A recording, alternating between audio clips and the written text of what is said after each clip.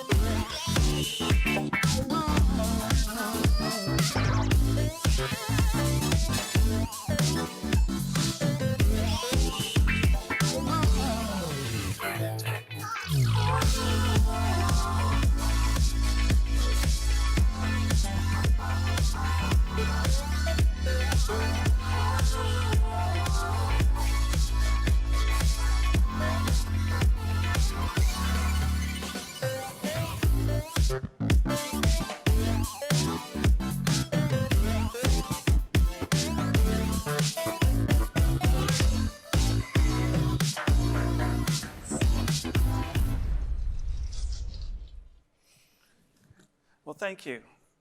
I'm Alan Boehm. I'm the Global CTO and VP of IT Innovation for the Procter & Gamble Company. And I just wanted to share a little bit of some thoughts around IoT, and really more IoT in the edge and what's happening in business. In hearing the opening keynote today, it was interesting how we're hearing more and more about edge computing, and that's really what I wanted to focus on. So P&G, as you can see in the video, has a number of different brands and a number of different brand families. Today, and for the last few years, many of these have already been connected, and you probably have many of these devices, many of these products in your home. And the devices themselves and/or holders for these devices or associated technology will become connected more and more in the future. So as we move forward, we have to remember IoT is everywhere. And our phones are one of the key. They're certainly in our cars. As I mentioned, the Oral-B toothbrush has been out in the market with Bluetooth connectivity that can help you improve not only how you brush, but how your children brush.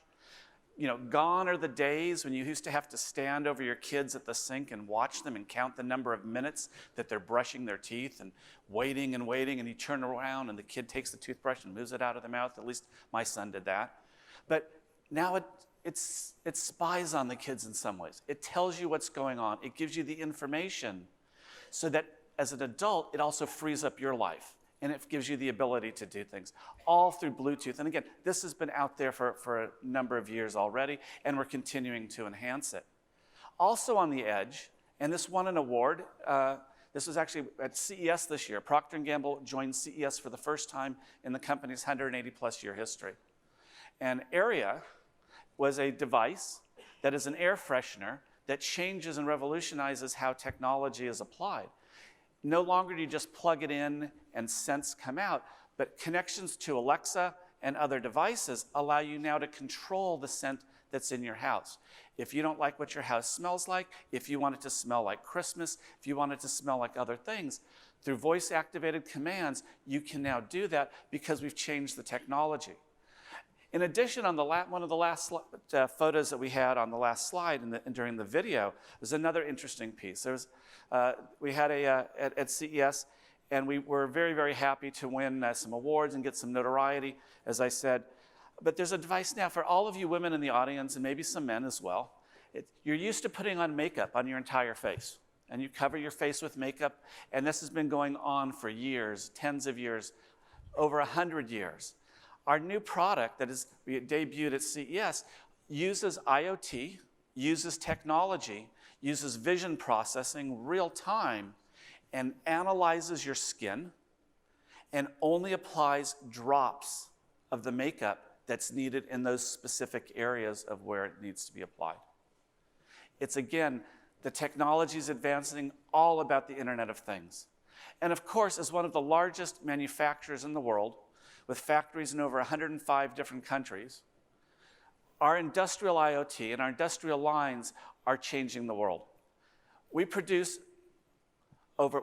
over 5 billion consumption units a day, if you think about that, with all the different products. To be able to do things at that scale, and we heard earlier the talk about how the people in the factories do not want to afford any downtime for changes. They don't want to take anything out. There's a lot of skepticism with cloud, which means, again, we have to start thinking about the edge, and that's what we're doing.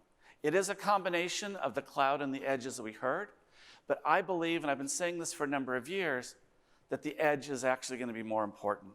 It was about 15 years ago when Mark Andreessen and Ben Horowitz first set up Andreessen Horowitz. There was a small group of us that had gathered for an advisory session. And it was 15 years ago, we were talking about the challenges of latency that were being brought on by the then move to a mobile society. Well, that mobile society is here.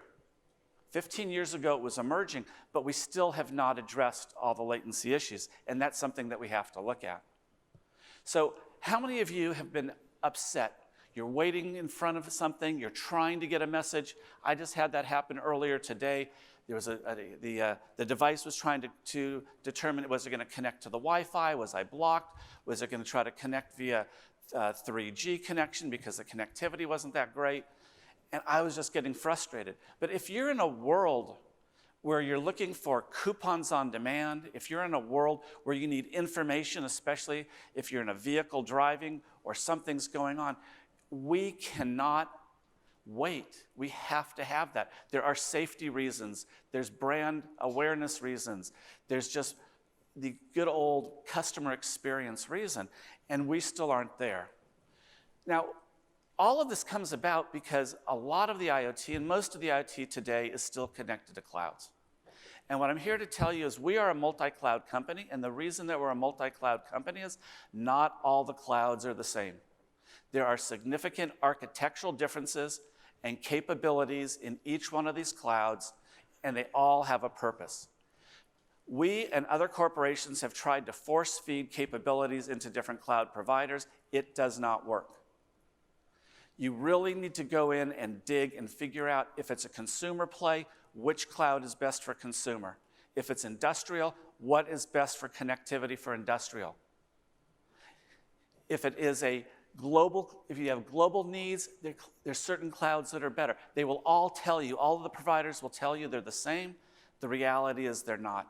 Whether you're connecting your home, you're connecting light bulbs, you're connecting to compute systems, these are different. But the centralized clouds, even though they're distributed in multiple availability zones in multiple locations, they are not the same because the networks are not the same and the way you interact with these things. So we really need to be very cognizant of how we're looking at things in the future. And when I started to look for analogies here and trying to think, what does it really look like? I started thinking it's really more about a brain. And our brain today is very effective because it controls our body. We still haven't gotten to the point where my brain can control somebody else's body over here in the audience. But it's very good for centralized processing. But the brain itself is actually broken into different regions, and each one of the different regions have different functionality and control different parts of the body. The question is, why aren't the clouds, and why haven't the clouds been developed that way? They are a one-size-fits-all. They are not meant for a distributed world. So we have to start thinking about how we're going to be approaching IoT more like a series of interconnected brains than it is about a single brain. The advent of mesh networking and other technologies from the networking providers that are out there are going to enable this. But what this means is the application developers, the application owners need to start thinking differently. No longer are you going to have these big behemoth systems that are running in a central location. These applications are going to be distributed through different areas, all based on the user experience and the latency requirements that we need, which means that we have to start breaking the applications down. Thankfully, a company named Netflix a number of years ago really was the one that came out with the microservices architecture and has shown us the way, and corporations are now adopting that at a greater and greater pace. The ability to start going to serverless computing, the ability to start doing things in containers more and more are going to allow this to happen, and we're going to be ending up with what we call a composite-based applications, composite-based experiences, where we're bringing things together real-time on the fly in order to have that experience that we want. No longer are people looking at transactions, and we did some research last year. We went to 10 different cities. We interviewed 100 different people, some of them futurists, some of them brand people, some of them technologists. And there was a consensus among the group, and these were people from companies like Airbnb, as well as Mattel Toys, as well as large corporations that are similar to P&G. And the consensus was, we are moving out of a transaction-oriented society faster and faster. We have to get to the experiences. Experiences mean we have to push to the edge. And if we're going to push to the edge, we need the technology providers to start enabling that to happen. It is happening now. It's not happening fast enough. Once we get there, we will then get to the point where we have a completely decentralized and interconnected IoT through various protocols, whether it's Bluetooth or whether it's Wi-Fi, through other protocols that have yet to be established, but it's coming. And I would urge everybody here to start thinking about the future, because the future probably is only 2 or 3 years out. So as I start looking for the paths forward, and I've been struggling with this, as I said, for 15 years, is I'm looking for next generation distributed designs. As a CTO for a Fortune 50 company, what you end up finding is that many of the providers, many of our solution partners are coming to me, but not with these things. They're coming to me with things that are based on old architectures. They're coming to me with tools that have been polished up a little bit, and they look shiny and new, but the reality is it's still an old 3-tier architecture. It's an old approach to how we're going to do compute.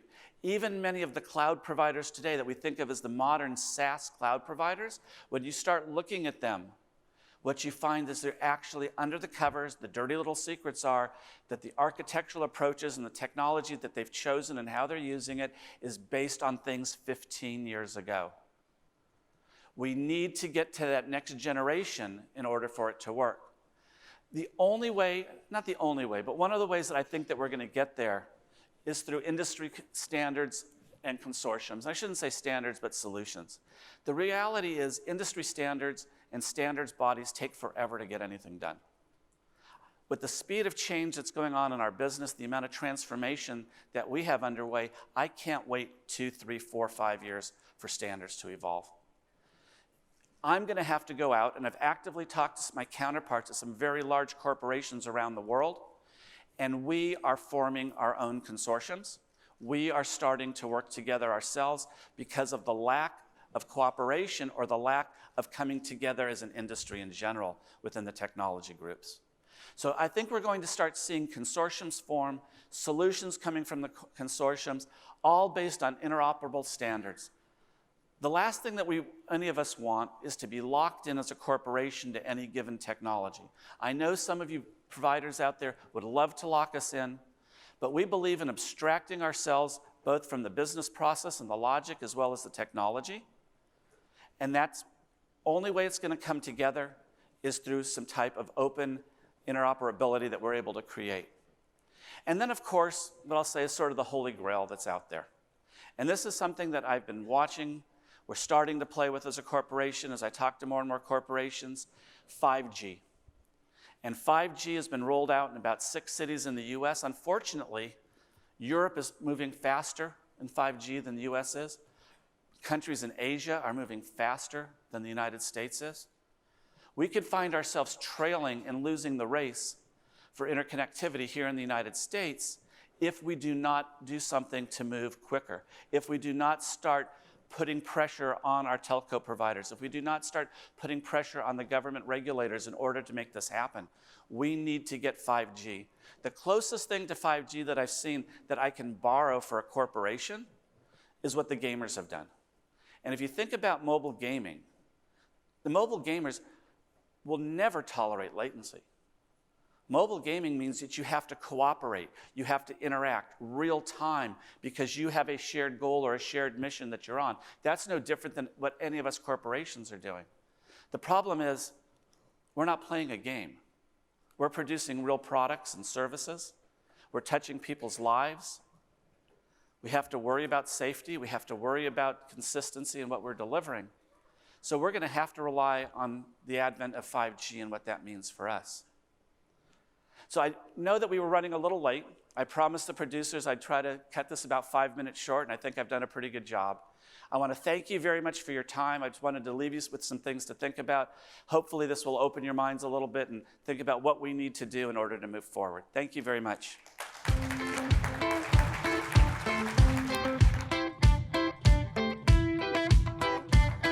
Now I'd like to introduce Balaji. Balaji is the Vice President of IoT for T-Mobile.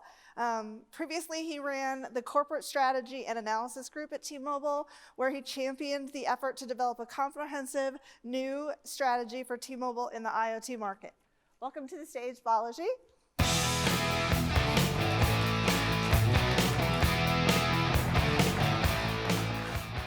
Thank you for having me here. I want to spend the next few minutes to talk about massive IoT and some of the innovations that T-Mobile as a company is bringing to market in this area. But before I get started on the topic, I want to spend a couple of minutes talking about T-Mobile as a company. We launched the Un-carrier revolution about 5 years back, because that's got a bearing on where we are going. As I mentioned before, we launched the Un-carrier revolution about 5 years back. At that time, the wireless industry was about restrictions, limitations, and figuring out a way to extract as much money from the customers as possible. We had a different point of view. We decided to zig when the whole industry was zagging. We decided to listen to our customers, to understand their pain points, and come up with specific moves that address those pain points. For example, when our customers told us that they did not want to be locked up in 2-year contracts, which was very common at that time, we launched something called Simple Choice, which was our very first Un-carrier move. And Simple Choice was about flexible, transparent pricing and the fact that we told the customers that they're no longer bound by service contracts to us. i.e., if you're a T-Mobile customer and you didn't like our service for some reason, which I don't know why you wouldn't, you're free to leave. No questions asked, no penalties. And then when our customers told us about the fact that they were paying exorbitant overage charges when they travel internationally, we came up with a move called Simple Global, which essentially removed data and text fees for over 255 countries worldwide. We followed that up with several moves over the next 5 years. And over that period of time, our subscriber base has more than doubled. We're slightly over 81 million customers at the end of Q1 this year. And the service revenue, or the total revenue, has also doubled over that period of time. And my favorite metric is the churn rate, which is a measure of how sticky our customers are to us. And that is more than halved. That means the customers are staying with us twice as long as they used to before we started this Un-carrier revolution. It's kind of interesting how a business can transform but just listening to your customers and offering what they want. Now, that's just one part of the equation. The other part of the equation is the network. We have invested billions and billions of dollars over the last 5 years in transforming our network. Every single year, we've added hundreds of thousands of square miles in coverage. And you're wondering, what does that look like? That's the network that was there 5 years back. And this animation will show you the network that is there right now. It is literally night and day in terms of where we've come in the network journey. And our network today covers about a little over 325 million POPs in the United States. And we're not stopping there. We're continuously investing on a network. We just spent about $8 billion a year or so back buying up more spectrum such that we can build a better network for both people and things, which I'll come to in a bit. And we've already deployed that spectrum. We've deployed that 600 megahertz spectrum that we bought in the auction in over 3,500 cities nationwide today. Now on to more interesting things, which is IoT. I'm going to take a moment to sort of establish the context in terms of what are the use cases possible in IoT. This is a chart from a study that Ericsson published a few months back, which categorizes IoT into 4 broad categories. First category is massive IoT, which is what I'll be talking about today. And massive IoT deals with devices in huge volumes that transmits small amounts of data infrequently. Think about the sensors that are collecting pressure, temperature, and environmental conditions and transmitting them over the network. Or think about a utility meter that's measuring your utility consumption in the house. Now, these devices don't need to communicate that often, and even when they do communicate, they communicate in small volumes of data. But it's critical for those devices to exist to enable the vision of IoT. Because the vision of IoT rests on one fundamental thing, which is how do you create a digital representation of the physical world around us such that we can analyze the information, process the information, and act on that information. In order to do that, we need to deploy these sensors, not in the tens or hundreds of volume, but literally in the hundreds of millions or even billions of volume. That's the scale that we're talking about, and that is massive IoT. The next category is broadband IoT, which is sort of an extension of mobile broadband technology that exists today to enable use cases that require higher bandwidth and lower latency. Think about connected cars, think about drones, and even certain AR, VR type of applications. All those require a little bit more higher throughput than what is required in the first category of massive IoT. The third category pushes the envelope even further, critical IoT. And in critical IoT, we're talking about ultra reliability and ultra low latency. For example, a vehicle to infrastructure use case where a car is approaching an intersection that's turned red and is not stopping, and the system that's looking at it need to act on that information very quickly to stop the car. And in that case, even a few milliseconds of delay can make the difference between an accident happening at that intersection versus not. So that types of use cases that fall into that category is called critical IoT. And the last one is sort of the industrial IoT, which deals with connecting machines that exist in an industrial environment and driving more value by analyzing the data that comes about as a result of that connection. Now, obviously, all of these use cases require a solid network foundation to support it. And that's where technologies like narrowband IoT, which we'll talk about in great detail today, 4G LTE, as well as 5G come into play. Going a bit deeper into massive IoT, now what are the challenges for massive IoT? All the challenges associated with massive IoT can lead to one question, which is how can we deploy and support billions and billions of devices at scale?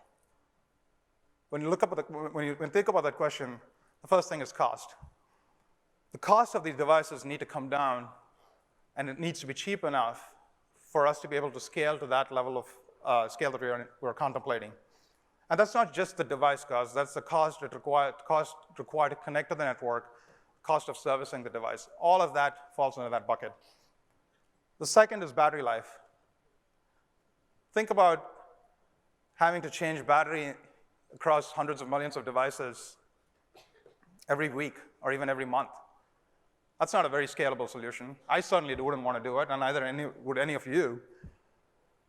The battery life has to evolve from weeks or months to years for us to enable massive IoT. The third point is coverage. The reality is these devices are going to be everywhere. They're going to be out in the rural area sensing the environment. They're going to be down in your basement reading your utility readings. And the network and the coverage that support it has to go there. The coverage enhancements need to be there on the network to be able to reach those devices and communicate to those devices. And last but not least is the global reach. That's very important because us as carriers have specific geographies we operate in. But as a product company or an innovator that's leveraging the technology, you're thinking about global deployments. I build a solution and I need to be able to deploy it globally. So a technology that's based on global standards will allow for that seamless deployment across the globe, which is also critical for enabling massive IoT. The answer to it, from our perspective, it's narrowband IoT. Narrowband IoT is a wide area, low-power wide area network technology that has been built on our existing mobile network. The unique thing about narrowband IoT is it operates in what we call as guard bands, which is very similar to sort of the shoulder on the freeway. Or maybe even take the example of a road, right? The road is built for cars and automobiles. And in most cities, you have bike lanes. So bikes are far less sophisticated than cars and travel at a lot lower speeds than car. And the way of having a bike lane on the sides of the road allows for these two use cases to coexist. Take that analogy and put it on the spectrum context. We have the main swath of spectrum. It supports all the use cases, including your phones and tablets and all those other things that transmit vast quantities of data. And then on the side, you have these guard bands that are designed specifically to allow for those devices that don't need to communicate that frequently, or even when they communicate, it transmits very low volumes of data. So that's what narrowband IoT enables. And that has a direct consequence in terms of how we optimize the communications to those devices, both from an efficiency perspective as well as, more importantly, from a cost perspective. So we launched a nationwide narrowband IoT network last year, and it covers about 323 million POPs today, and by the end of the year, it'll be over 325 million POPs. And that's, when I think about that, I mean, it's pretty game-changing. I mean, you're looking at a technology that's designed for the future. It's designed to support use cases the next 10 years or 15 years down the road. And being at the forefront of that revolution is super exciting for me personally. Now, what are the key benefits of narrowband IoT? First and foremost, better battery life. As I mentioned before, narrowband IoT promises battery life of up to 10 years. Depending on the use cases, obviously. The more frequently you communicate, the more battery you use up. The second is the cheaper device cost. We have a $5 narrowband IoT module, or several modules, certified on our network today, and that's probably the cheapest cellular module that you can find for advanced technologies. And that price is going to come down as things scale. The third is optimized data usage. This is another interesting aspect about narrowband IoT, is it allows for a communication technology called non-IP data delivery, which essentially removes the IP headers, which are not that bad when you think about huge packets of communication, but as you shrink down the packets of communication, that can add up a lot of wasted data space. And by leveraging non-IP data delivery, we can drive about 30 to 40% savings in terms of the packet sizes that get communicated across the network. The fourth is obviously enhanced security. Narrowband IoT is based on GSMA standards. It transmits data across licensed spectrum and uses the same encryption technology that exists today in the cellular network, which is a SIM-based authentication and encryption. Combination of all those three provides a safe and secure channel for communications. Last is improved coverage. In addition to the standard deployment, narrowband IoT also provides coverage enhancements mode that rely on repetitions of devices, data transmission, to provide an additional layer of enhanced coverage. And all of these things are relevant when you think about massive IoT and how we want to deploy and scale it. A quick summary in terms of how narrowband IoT compares to some of the other low-power wide area access technology that exists out there. As you can see from the chart, the primary difference is the fact that we're using licensed spectrum and we're using industry standards. And that has effect in terms of scalability as well as security as you think about deploying use cases. Now to my favorite part, which is the use cases it can enable. Now, T-Mobile was the first carrier to launch a nationwide narrowband IoT network. And we were the first so that the product innovators and developers could go ahead and solve for the last. The last time you have to drive around endlessly in a crowded city like Seattle looking for a parking spot. The last time you cannot find something that you've lost. The last time you have to worry about air quality because something is measuring and reporting and monitoring it for you. Or my favorite, the last time I don't have to set up 5 different hubs in my house to enable a simple automation in my house. I'm going to digress a little bit, because about a year and a half back, I was messing around with connected things in my home. I connected a bunch of lights and switches and so on and so forth. And it was the middle of the night one day, the power went out. And when the power came back on, for some reason, all of the lights were blazing at 100% intensity. I don't know why. There was probably a glitch which has since been fixed, hopefully. But more importantly, it was the middle of the night, so I didn't want to go and unplug all those devices. So I do what I do best, which is shout at Google and say, hey, Google, turn off my lights. And I get a polite response back saying, I'm sorry, I can't help you with that because I'm not connected to the Wi-Fi network. Well, sure enough, the Wi-Fi router was booting up. And once the Wi-Fi router boots up, it connects to the Google Hub. And then it connects to all the hub it needs to talk to. And finally, the devices. 10 minutes later, I can finally tell Google to go turn off my lights. I was getting this close to losing my license to experiment in my house. That's not the future we want to imagine. The future we have is when those things don't have to go through those hops and hubs to reach the internet and be connected. It has to work a lot more seamlessly than that. And that's what I'm excited about, what a technology like narrowband IoT can enable. I'm going to play a short video here that highlights some of the other use cases we're seeing on a network. The Internet of Things is here and delivering real results, but the network requirements for each solution can be as diverse as the enterprises launching them. T-Mobile is driving IoT innovation with a multi-spectrum connectivity portfolio that enables a broad array of solutions, from the simplest sensors to the most data-intensive applications. To support the billions of IoT devices coming online, we're the first in the US to offer nationwide narrowband, a network built just for IoT. A standards-based network, narrowband provides a dedicated spectrum for low-bandwidth devices, allowing for highly efficient data transmissions. Whether it's parking meters in the city core or sensors deep in the field, narrowband enables extremely efficient devices with battery life of up to a decade, and its signal goes deeper into buildings and even the ground. NB-IoT makes entirely new solutions possible and allows you to scale up faster thanks to long-term reliability and cost-effective data plans. For IoT applications that require efficiency but more features, like voice, T-Mobile's Cat 1 can help you deliver better products and experiences for your customers. For high-bandwidth IoT needs, T-Mobile covers millions of square miles with the fastest LTE network in the US. T-Mobile is also investing in delivering the coming wave of 5G IoT. Our network is uniquely positioned to realize the future of ultra-high-speed, low-latency connectivity that will allow us to remotely perform even the most sensitive tasks. With T-Mobile's multi-spectrum connectivity, you'll have a partner in innovation with a proven track record of putting customers first. We won't stop until the Internet of Things is working for you. Well, as the video demonstrates, there's no one-size-fits-all, and we are bringing the technologies to market that allows for the spectrum of use cases deployed as it relates to IoT.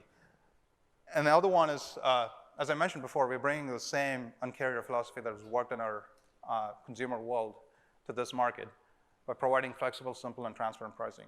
Today, to access our narrowband IoT network, you can get price plans for as low as $5 a year, and then we have a $5 module. That will drive the adoption of these devices down the road. And now my favorite part. I get asked this question a lot, which is, hey, what is the killer app or use case in IoT? And my answer to that question has always been, I don't know, right? And I'm not trying to be difficult, because I really don't know. Because it's not me that has the answer to that question of what is the killer app or use case in IoT. It's that 4% in a garage that's thinking about solving a specific problem that is going to come up with that next killer app or use case in IoT. Think about Uber and what they did and how they did it and how it transformed the transportation industry. So it's very important for us as technology providers to be able to get to that segment of developers and innovators that can experiment with our technologies and come up with the next innovative concept or idea. So as soon as we launched a Narrowband IoT network, we partnered with Twilio to bring a Narrowband IoT-focused developer kit to the market. And my colleague, Masood, will be talking a little bit more about it in his session tomorrow. And that's very important. It's very important for us to get that technology out in the hands of those developers and innovators so that they can start using that technology. And we also launched the nation's first NB-IoT hackathon in March. And it was a huge success. We had over 1,000 inquiries, about 25 teams participated, and came up with a lot of interesting ideas. I did not know that before the hackathon that 33% of the produce that gets shipped gets wasted. And there was a team that came up with an idea that could address that, leveraging Narrowband IoT as a technology. There was another team that came up with an innovative way to be able to sense the presence of a forest fires such that there can be enough adequate response to both the first responders as well as people living in that area. There was another team that leveraged Narrowband IoT to solve a problem associated with missing radioactive waste in the oil industry. I did not know that there was a problem, but apparently it is a big problem. And it's these types of innovation that we want to drive, leveraging our partnerships and into the community such that we can come up with the next killer app and use case, leveraging Narrowband IoT together. Last but not the least, today we have several of our partners that are leveraging Narrowband IoT networks. We have a pool party today, and I encourage each and every one of you to come to the pool party and talk to these partners and understand the way in which they're leveraging the Narrowband IoT network to make a change in the way in which they're doing things today. Thank you for taking the time. It's been a pleasure.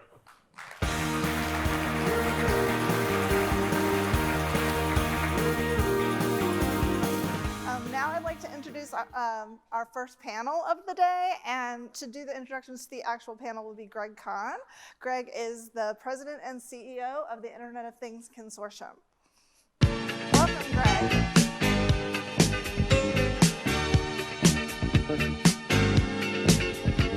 How are you?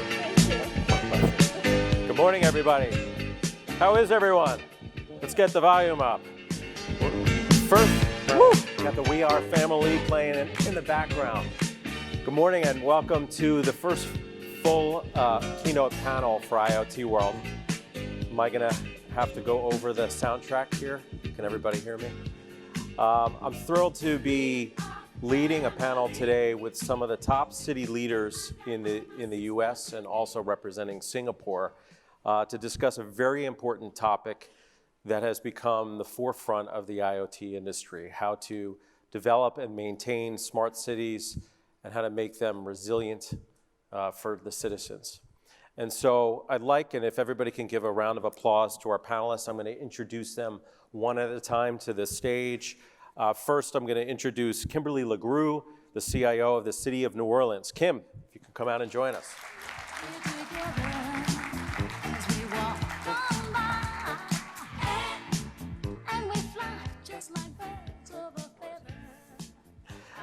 Next, the CIO of the City of San Jose, Shireen Santosham. Shireen.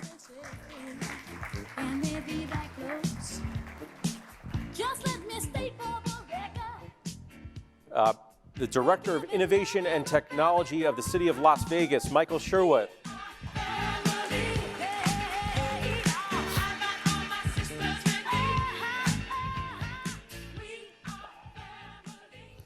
The Deputy CIO of the City of Phoenix, if you could give a round of applause to AJ Joshi.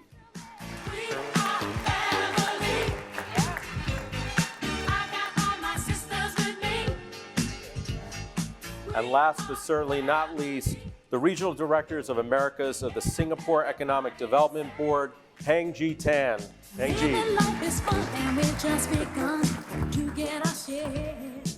This is definitely the first Smart Cities panel that I've ever led that started with We Are Family. So we'll see if we can keep that collegial atmosphere going through this panel. But this This esteemed group here, we're all in for a treat today because this is really as impressive as it gets of a group to talk about the opportunities and challenges that we face in smart cities today and in regions from all over the US and also representing Asia. So we've got 40 minutes speed round. We're gonna dive in.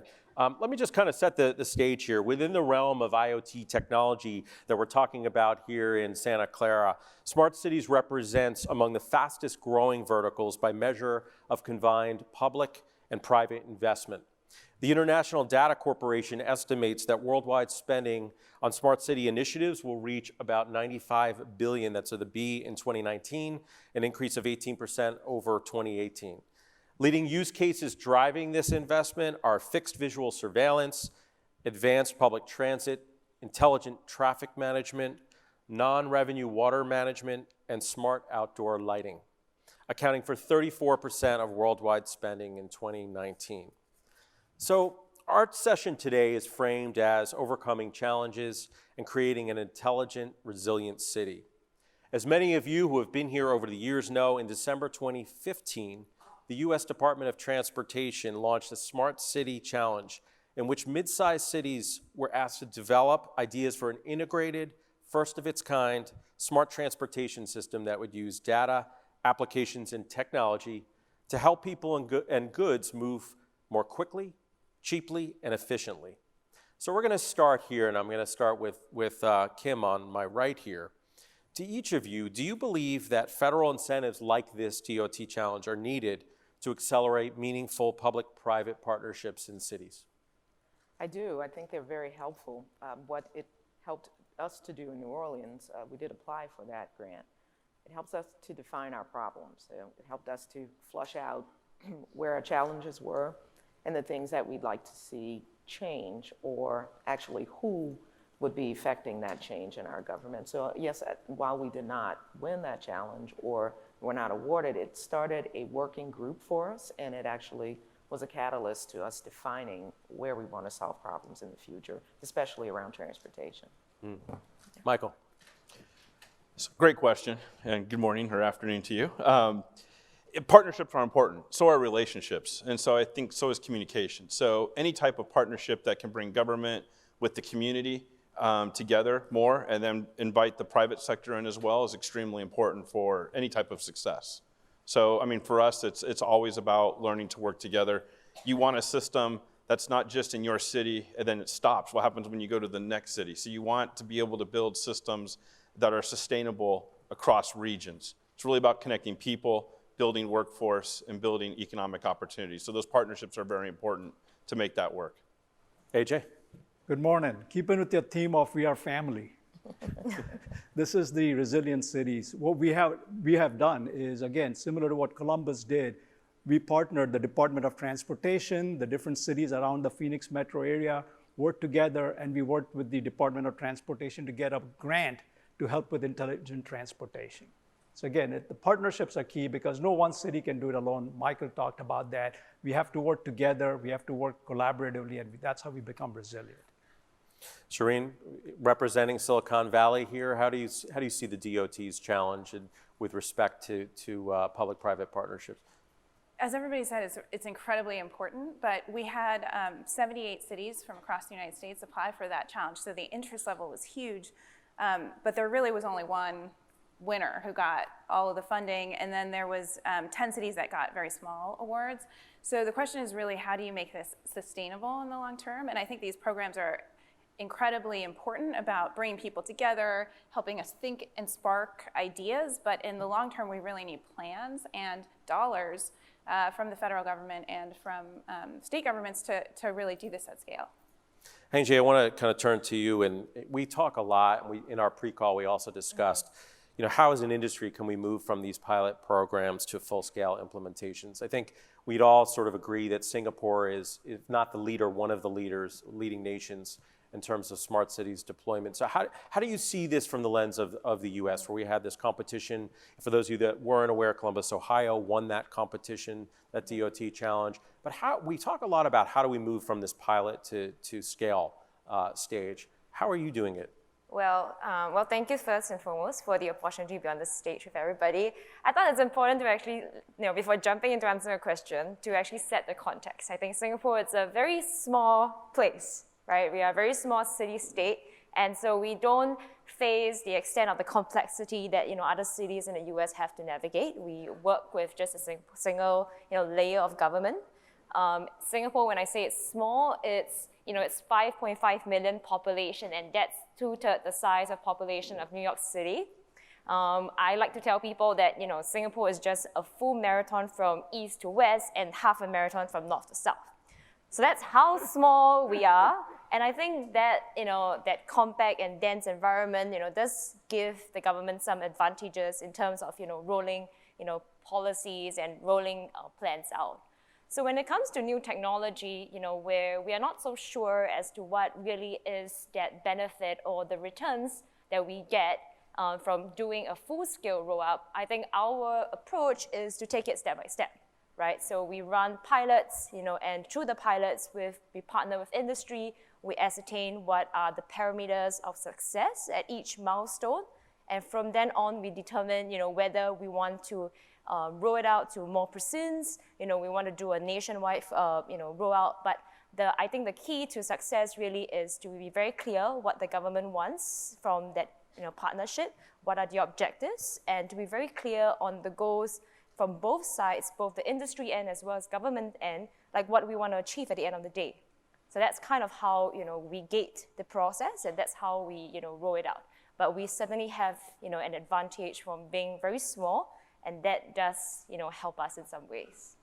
So let's talk a little bit about that. In our prep calls that we had together, we talked about, the session is entitled Smart Cities, but maybe we need to move to the conversation around smart regions, and how could, in terms of partnerships also between metropolitan areas. I'm going to start with AJ. I mean, I think, what are your thoughts on this coming from Phoenix, a kind of a sprawling area, and how are you addressing that in Arizona? Thank you, Greg. A couple of things I always talk about is the city folks love their city boundaries. The residents really do not care about city boundaries. The criminals, worst of all, do not care about city boundaries. You could have a criminal go from one end of the Phoenix metropolitan area to the northwest, to Scottsdale, to Tempe, to Phoenix. The reason for smart region is really collaboration, and that's what you want. So residents want to be able to have seamless transportation. They want to be able to go through and say, hey, I can go from the northwest corner to the southeast corner seamlessly with good AVL systems. Similarly, law enforcement, EMT, public safety, they want to be able to have those calls seamlessly tracked through. So when a resident calls for help, he or she doesn't look for the painted logo by the truck which shows up. He or she wants to be taken care of. So one of the big things we are doing in the region is working together with all the surrounding cities, the municipalities. Initiatives under place are regional transportation system, regional wireless networks, regional CAD, police dispatch systems. In fact, the Phoenix Metro has the second largest dispatch system after New York Fire Department. And those are the smart region things we need to focus on, because that benefits the region. That benefits the tourists, that benefits the residents, and it's really not just a city boundary anymore. So that's one I passionately believe, and I think the Phoenix metro area has really bought onto the smart region concept and has been living it. Thank you, AJ. Kimberly, I want to ask your perspective. We were chatting yesterday about the challenges with floods and talking about, is there more of a regional approach that we could take with, so please share your thoughts on that. Sure, I do believe we should. For a city like New Orleans and being surrounded by water, many of the regional small cities or parishes that we have are also facing similar threats. Water is a challenge. There's some a little lower than New Orleans and some that are a little higher, but working regionally, it starts to amplify our problem. Sometimes it makes it more unique so that partnerships are more possible. People really start to understand what our issues are. And when we work as a region, solving them together just creates a better level of efficiency, and it kind of serves more than just our greater New Orleans area, but it could also really help the smaller and the lower lying parishes who are even more threatened by challenges like water and infrastructure. So yeah, I do believe those partnerships and working in the region is really important. for us. Shireen, I want to get your perspective. I mean, I think here in the Valley, there's a lot of cooperation. There's a lot of competition too. So share your perspective on that kind of regional approach. I think it's so important that we address especially issues that are facing us around emergency management. So when we think about the coming big one, the big earthquake that we all expect to happen in the next 50 years, how are we as a region going to respond to that? And so our team is working very hard to make sure that we're coordinated with other agencies. They implemented AT&T FirstNet earlier this year, and so those kinds of communication systems are going to be very critical as we move, as we expect this to happen. And we really need to work more closely with our employers because, the employment market is not city, it's regional, as you know, traffic is regional, housing is regional, and so working more closely with our big employers is going to be critical to making sure that people are safe when the time comes. I want to pivot slightly. You can't go anywhere in U.S. technology without hearing the two symbols 5G, right? And we just had one of IoTC consortium's members of T-Mobile just presented right before this panel. And Michael, I'm going to start with you. There's only one Las Vegas. I want to get your perspective of, we all believe in the potential of 5G, but now let's talk about the practicality kind of from a city level. What possibilities do you see, let's call it for the back half of 2019 and the beginning of 2020, with respect to 5G, and what are some of the challenges that you see? Another great question. There's a lot of hope and a lot of promise. I mean, again, in anything we do, we take a hybrid approach. We use multiple layers of technology to deliver data back to the city. It's really, to me, I look at 5G as a data transportation system, providing connectivity where we may not have in-ground or other options available. The promise that's out there, there's unlimited potential to what 5G could do as far as how we can deploy sensors faster, the ability to scale them, a lot of opportunity there. The issue is that, how do you afford as an entity, well, it sounds good, the speeds sound great, everything sounds good, it's that there's still a per price per unit type cost associated with rolling out any type of 5G or any type of cellular-based system. And so for us, as we look to scale technology, is 5G going to be able to scale along with us at a price point that we're able to match or meet? Can we build efficiencies that lend itself to expending the capital to invest in these additional sensors? So a lot of opportunity, a lot of promise. I like what I see, but it's early yet. And so it's more, how do you justify as you install, how do you justify the costs? Shireen? So we're sort of all in on 5G. So San Jose, some of you may not be aware, is we are going to be the largest 5G deployment in the country. So we'll have over 4,200 small cells, and we have agreements with multiple telecom carriers to deploy 5G across our city. And we are deploying it very quickly. So we're beating shot clocks. We're getting to market in less than 30-day time periods.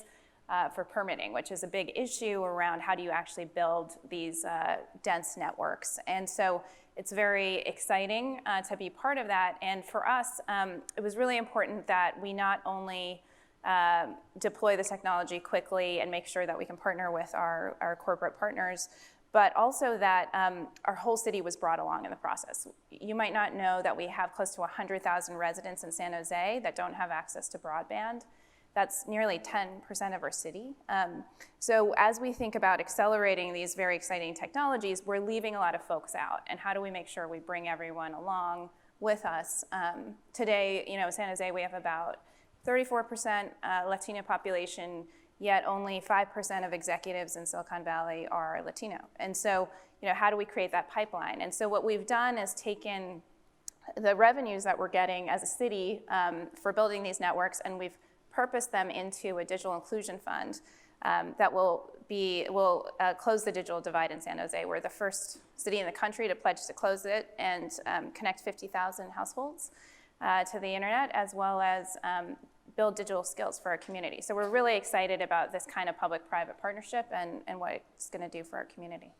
That's an amazing initiative. Congrats on that. Kim, your perspective on 5G.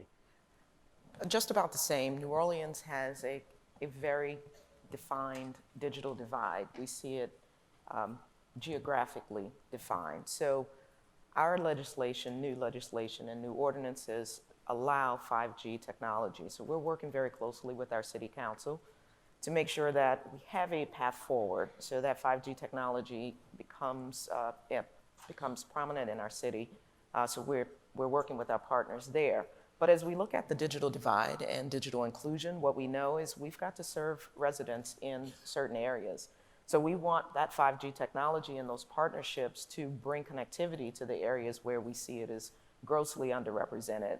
But we started with something really simple.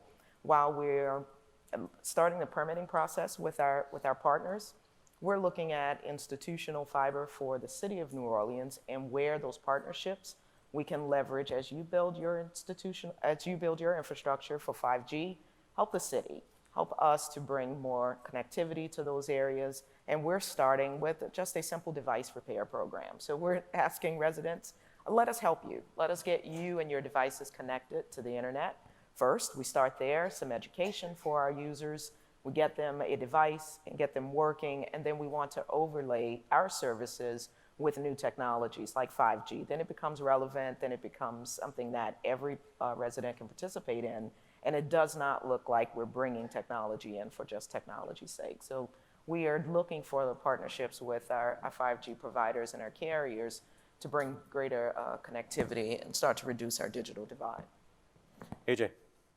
I agree with everything Kim said. Public-private partnership is key. In the Phoenix metro area, we have a similar ordinance which takes care of exactly that. How do we get the private enterprises to work through public infrastructure? We got thousands and thousands of street lights. How do we do that? The one aspect I want to make sure we pay attention to is anybody who was in the 90s remembers Wi-Fi. Public Wi-Fi was a big thing. Many cities are still saddled with old aging infrastructure. Nobody took care of it. So part of the ordinance also puts in place is what is the refresh cycle? As you know, what you put in today is obsolete by the time the guy already put it up there. So what is a refresh cycle? How do you maintain SLAs? How do you maintain uptime? So part of the ordinance also takes into account how do we keep the evergreen of the infrastructure. The other big aspect we need to talk about is resident concerns. We have had those. We have had concerns about cell towers. We have had concerns about Wi-Fi. With 5G, you literally are going to have an extremely high density implementation of this. So part of it is also working with the residents, the transparency, addressing health concerns. So again, it's part of working together with the community to making it a win-win. So we want technology, but also what's paramount is the resident concerns, the security, the safety, the aesthetics, and the maintenance and uptime. So I want to dive in, and Heng Jing, I'm going to start with you on this. I think we launched an interesting poll in I think IoTC's Twitter handle around privacy and security, and we basically asked individuals to weigh in if they had one choice between privacy and security, which would they choose, privacy or security, which has got some interesting responses. I think the question I want to start with today is the challenges that city leaders are facing are daunting, right? Natural disasters, these security breaches are happening on an ongoing basis. How do you think about balancing the need of innovating with the need to protect and secure citizens and tourists alike in Singapore? Real quick, and you've heard this phrase before, data is the new oil. Everybody wants your data, everybody wants resident data. How do we protect that? Because you talk through all the presenters, data analytics, BI is big, it's really driven by data. However, residents need to be careful of, we are trusted with their data. Some of the big things we are focused on is a lot of the legislation or the regulation base. For example, criminal justice data, personal privacy data, PCI data, HIPAA data. So when we go through, one of the first things we do is analyze the type of data we are collecting. We need to put it in the proper enclosures. For example, is it CGIS compliant? If you're going to put it in the cloud, is it FedRAMP certified? If it's HIPAA, is it HIPAA certified? So again, it starts off right from the first stage of selecting the proper infrastructure, the proper governance, the proper redaction. Now you look at on-body cameras, they have created a whole slew of new problems. You're out in the street, you got some kid you're taking a videotape of, how do you redact that and still be able to produce the information you want through public records? So it's a huge challenge. It's, again, where we partner with different companies, but again, you have to be standards-based. The data must be classified, the data must have governance in place, it must have custodians. It's not something where you just take all your data and hand it off, because in the end of the day, it's the residents who have trusted you with their private information. So it all starts off with really managing it, communications with the residents, the transparency which goes with it, on-body camera monitoring, and it's a life cycle. You just keep going until you truly are achieving a good governance model. Hangji, your thoughts? Wow. So I think I certainly agree with what AJ has mentioned, right? The challenges for 5G. I mean, we definitely see 5G as an enabler, right? Especially, if the world is getting, increasingly data-driven, digitalized, it certainly is a key technology that will happen, right? But I think from our perspective, a big concern is definitely around user privacy as well as system security. So the solve, I think it's really, having an all the more close relationship with industry. So being very consultative along the way with your partners, how do you go about, navigating some of these challenges that the technology brings? Because we ourselves also don't really understand the extent of the potential of the technology, the benefit that it can bring us, right? But along the way, it's also very important that we continue to stress communication with the citizens, help them understand why is it that, we're doing what we are doing, right? Why are we putting investments and why are we getting the resource? And I think what Shireen, have mentioned is also, really resonate with us in the sense that, it's not about technology adoption for technology's sake. How do we make sure that whatever technology that's adopted is inclusive? It is not about putting technology at the front of, any new project. What it should be the front of the project is what is the convenience, what is the benefit it brings to citizens? Why should cities invest in it? Is because it brings, convenience to our residents. It improves their living standards. And, technology is, in the background. Technology is just there to make it happen. And that's how we see it. So, it's really being very consultative, working with both industry as well as with the citizens to make things happen. Michael, Vegas is always reinventing itself and keeping it fresh and interesting. And so how do you balance this kind of this need for innovation, but also need to serve a diverse citizen and tourist set? Well, it's difficult. I mean, we have over 40 million people a year visit the city. The city is only based on 2.5 million. So you can imagine 21,000 conventions, influx of people, influx of data. A lot of it is trust, obviously, and then transparency. We put a lot of effort into our open data portal, that we make a lot of our data sets available to the public, not just for transparency purposes, but also to allow the public to develop and build applications that serve the community as well. And so it's more, for us, it's been learning about data governance, how to make that an open process with the community, and how to gain that trust. There's a lot to what AJ said, but at the same time for us, it's also about, there's that ability that people go into casinos and that's private property, they're recorded, everything, and everybody's okay with that. Yet you walk out into the public domain and then there's that trust level that we're gonna be good stewards of that data that we're collecting or analyzing, and how do we ensure that everybody knows that we're doing that and under what pretenses, and then how do we make that available? So again, for us, it's really focused on the trust and the transparency aspect. And then hoping by providing those data sets into the public domain is that people will be able to use that for the public good and create new applications that help the community. Shireen, I'm going to turn to you the same question with a slight twist. How do we create that trust for citizens? And not just citizens, but also tourists, as Michael mentioned in his township. The number of tourists well supersedes the number of citizens. Mm-hmm.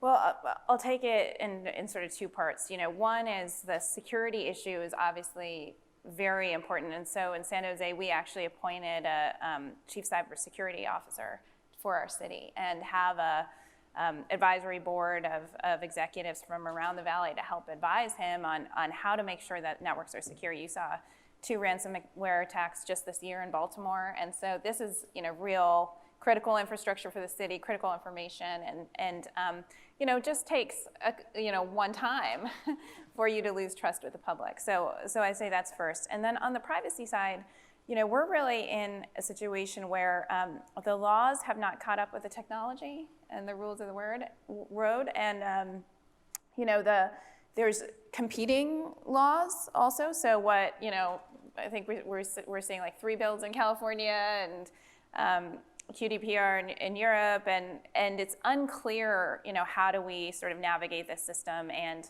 in San Jose, we're obviously on the forefront of companies wanting to work with us, and so how do we do this? And so we worked with Susan Crawford at Harvard Law School, who runs something called the Cyber Law Clinic, and she helped us put together an approach to privacy for the city. And so we've been following that approach, and we're implementing a massive privacy effort for San Jose. And so we have an advisory board of experts from the ACLU, NAACP, corporates that help to input on a set of privacy principles.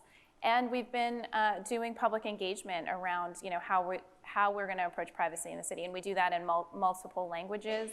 And so we communicate a lot about those efforts, and I think it's a living document, and it'll be a process that doesn't stop. It will continue and evolve, and I'm very interested in how the national conversation on privacy is evolving, and I think it's going to be interesting to see if we can achieve privacy, security, commercial viability, and public trust all together. Are those things compatible, and how long will it take for us to get really to a place where we solidify the rules of the road? And I think it's going to be many years.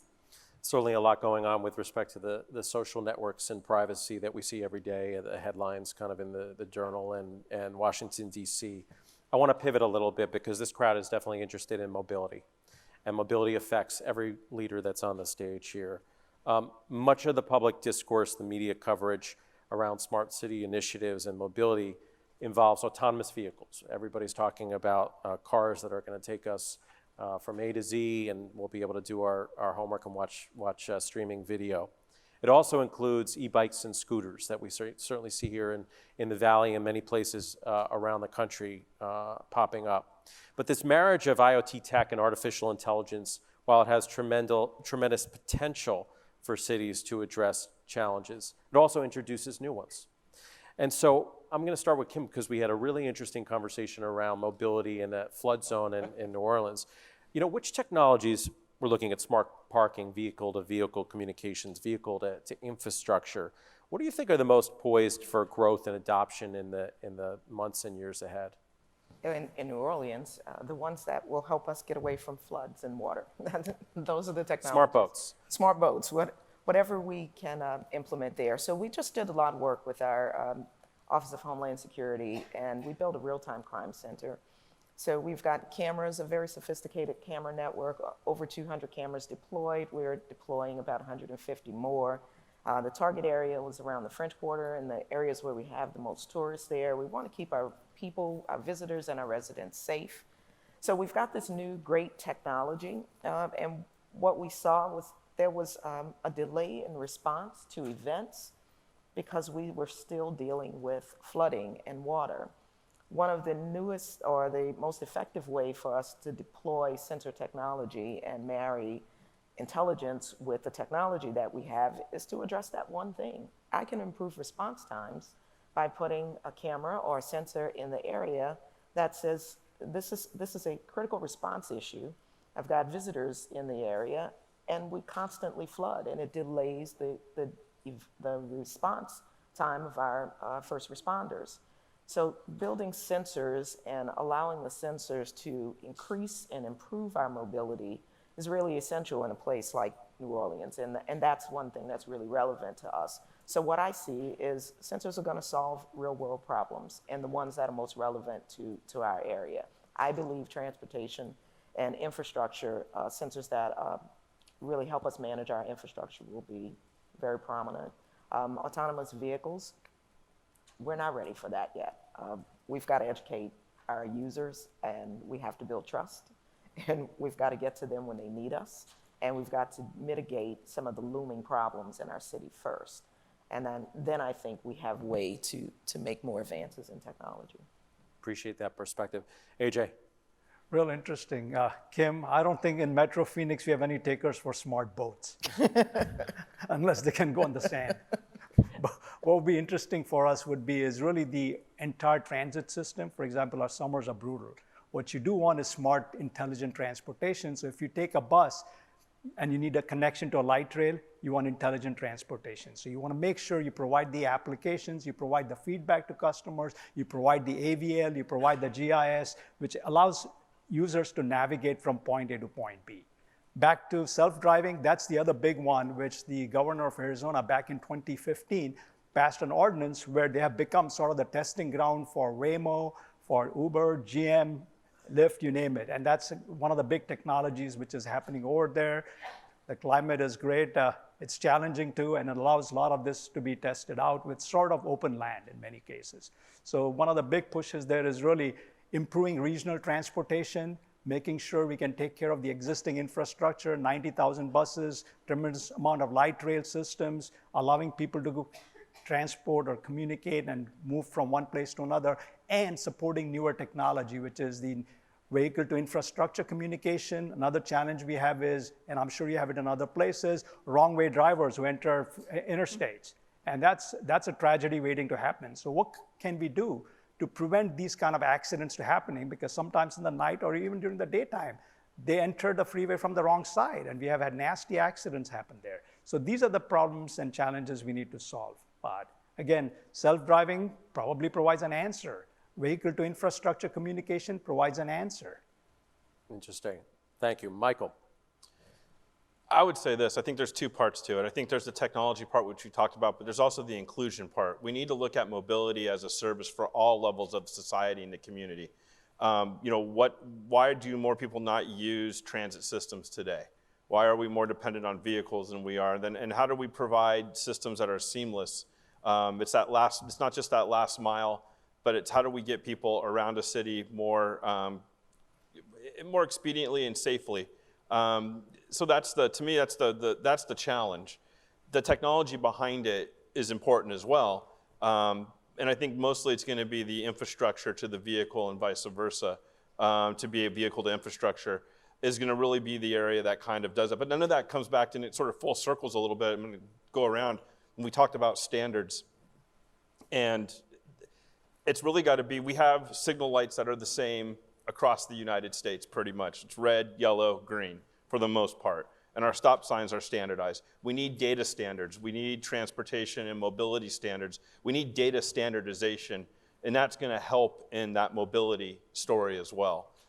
That's really where it starts, is with the standardization. Once you have standards, then we can build systems and solutions that help all levels of the community. All right, Shireen, we're in Silicon Valley. Give us your perspective on mobility.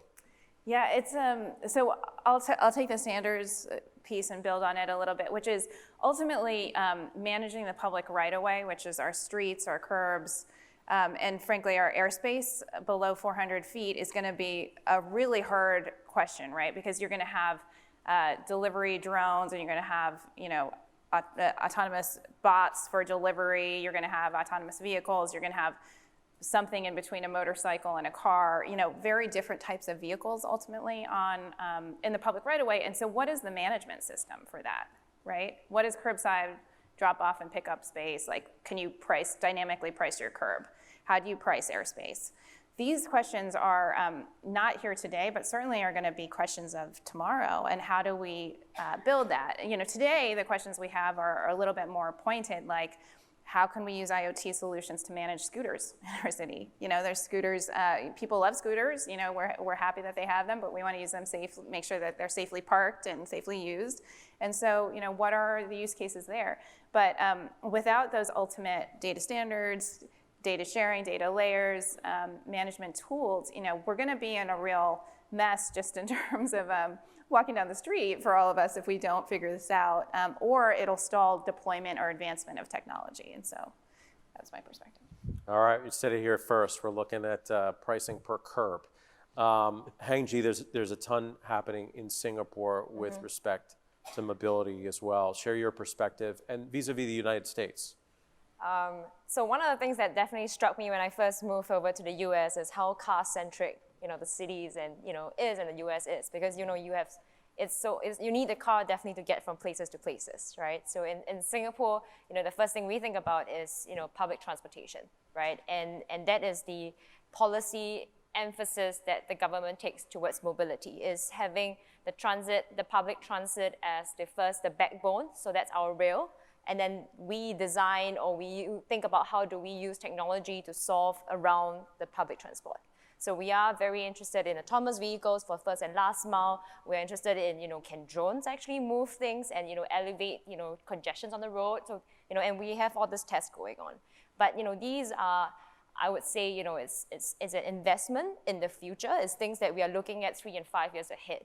Now, I just wanted to, share a little success story that we have had in Singapore. And I find this really, really interesting, right? Because we're at an IoT conference and the technology that, we're thinking about, what can we use? What kind of technology can we use in today?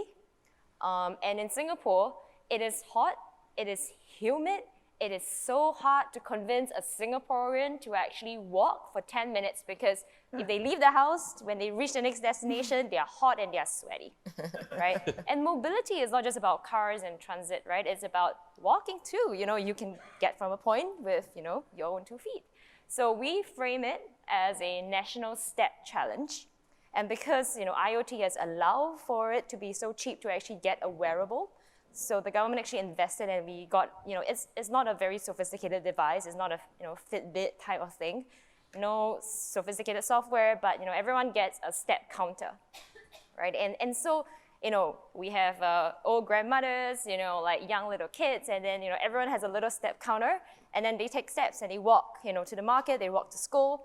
And what they do is when they hit a little, lamppost, X number of steps, they start getting credits. And with a certain number of credits, you get a free cup of coffee, and it took off. And we are like, wow, if you have, a little bit of some technology, you gamify the system a little bit, you put in a little incentive to nudge people in some behavior. And of course, we also frame it as it's a healthy health promotion type of event. So I thought, this is some of the little things, as we look ahead and we invest in, the infrastructure, autonomous vehicles, we look at drones, all this technology, along the way, if there are this little type of, projects and, steps that make sense, it works. And that's something that I think will really take off and we will see success. Thank you, and I think that's a terrific way to bookend this session. I wish we had the whole day with this amazing group of panelists. If we could give a round of applause to Hang-Ji and AJ and Michael and Shireen and Kim, and enjoy the rest of the morning.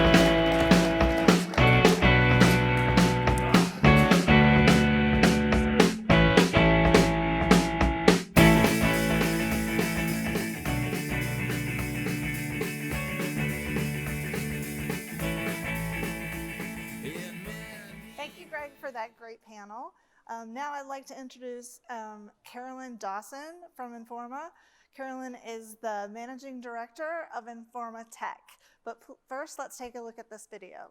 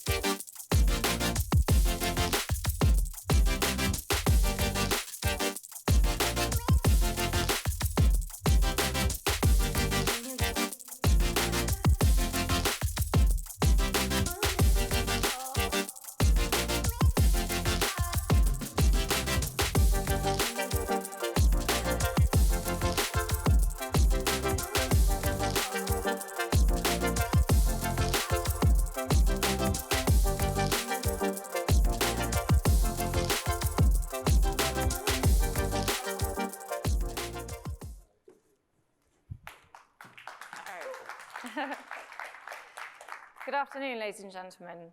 My name is Carolyn Dawson, as Laura said, and I'm the Managing Director for Informa Tech. This week marks a very special week for us. We have been a business across the technology space for many, many years, but this week we officially launched as Informa Tech, finally bringing together all of our research, media, events, and training in tech as one group. We've worked incredibly hard over the last few years to serve the IoT community through our events, and we're very proud of the audiences and growth that we welcome and build every year. Now, as part of Informa Tech, we will be able to combine our intelligence in the market with our events and our community platform, as well as our training, to offer the broadest suite of services that exist today for you, our community. As you saw in the video, the event has grown phenomenally well from 700 attendees just a few years ago to over 12,500 that we expect to welcome this week. We are and have been at capacity at this venue for the last couple of years, and whilst we're extremely grateful to the City of Santa Clara, we have decided to move to San Jose in 2020. The move gives us 40% more exhibition space, and most importantly, it gives us the ability to launch new networking features as well as more evening time networking to enhance the experience for you as our attendees. We're delighted to have strong support from the City of San Jose, the capital of Silicon Valley, and we who see IoT World as a critical date in the calendar for many of the world's leading technology companies who are based there.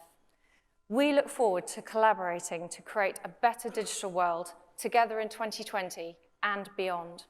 So now I'd like to welcome the Mayor of San Jose, Sam Liccardo, on stage. We'll say a few words about our move. Thank you.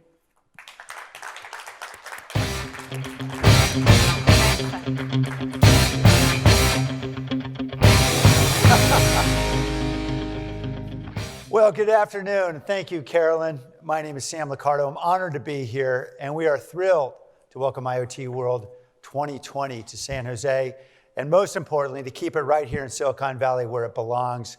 We love the innovation and the important exchanges that happen in this conference, whether it's inside the rooms or out in the hallways. This is where an awful lot of partnerships are formed, and those partnerships are key for the city of San Jose. We are very proud as the urban center of Silicon Valley to be a laboratory for IoT deployment and a platform for transformational public-private partnerships. And we do all this with a mayor who can't even spell IoT. And the reason why we're able to do that is because we have a brilliant team led by people like Shireen Santosham, who you just heard from on the last panel, and because we embrace partnerships from the private sector. Recently, we closed a deal with the 3 major telecoms for the largest deployment of small cells of any city in the country, 4,000 small cells on their way. And just today, we announced an important partnership with AT&T for the deployment of smart controllers, LED lights, and free Wi-Fi in 14 public parks throughout the city of San Jose that will enable us to demonstrate the latest IoT technologies and applications and use cases while we're also helping to bridge the digital divide. And we look forward to more partnerships with your companies and your teams. And so please let us know how we can partner with you. Super smart people like Dolan Beckel are here in the front, or second row, I should say, that are eager to work with you to make San Jose the demonstration city for the rest of the country for your technology. And we also hope that we can partner with you in your advocacy. We know, for example, the digital divide is no small matter as we look at the growing economic divide in our country. And for too many of our school children who cannot, for example, do their homework at home because in the city of San Jose, 100,000 individuals don't have broadband access in their homes. We know more needs to be done. And so we look forward to advocating with you in Washington and Sacramento for more public investment in digital infrastructure to ensure that we have smart cities and smart people utilizing the technology of smart cities, because we believe infrastructure is more than just highways, and I think you do as well. And secondly, in addition to the public investment, we hope you'll advocate with us for more equitable private sector investment as well. So I look forward to this partnership with IoT World. We know it's going to be fruitful for all of us, and I look forward to seeing each of you at IoT World 2020 in San Jose. Thank you and have a great day.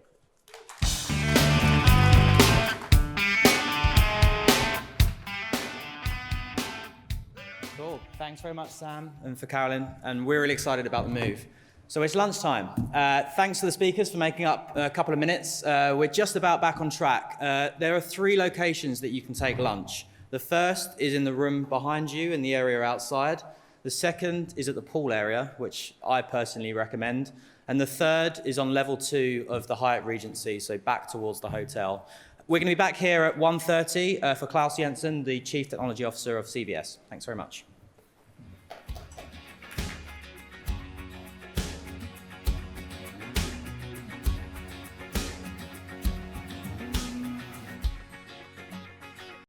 Hello, I'm Maggie Miller here at IoT World, and I'm with Carolyn Dawson. She is the Managing Director of Informa Tech. So welcome. Thank you. Thanks, Maggie. So we have some exciting news. The organizers of IoT World have rebranded to Informa Tech. So tell us all about it. Yeah, it's a very exciting week for us, Maggie. So I think we've been in tech for many, many years, but now this week represents us officially go live as Informa Tech to the market. And we are bringing basically together all of our research, our media, our training, and our events brands all under one roof as Informa Tech. We're going to be 600 employees, 100 content brands. We basically serve the market across so many different areas, from enterprise IT to emerging technologies such as IoT, which is the reason why we're here this week, to artificial intelligence, communications, service providers, security, the list goes on. Very broad range, but really exciting to launch officially now, and just to be able to show to our customers how big and how true our scale is across tech. Well, this is great for the industry. So what does it mean for the IoT World attendees this week with this new rebranding? So for us, obviously we launched this event a few years ago. It's been growing, stunning rate. I think for us it's really exciting because we can finally present the one-stop global shop for all things IoT. So now, as well as our events and our face-to-face events and our training products that we've been offering for many years, we can now pair those with our research services and all the intelligence of the market that we track. It just enhances the content that we offer at the events. And then likewise, we've also got our community platform as well, which just enables us to kind of reach out to all the parts of the ecosystem and bring everybody together. And obviously for the event, bringing them face-to-face together and allowing people to meet each other this week. That's great, you covered it all. So what's next for Informa Tech?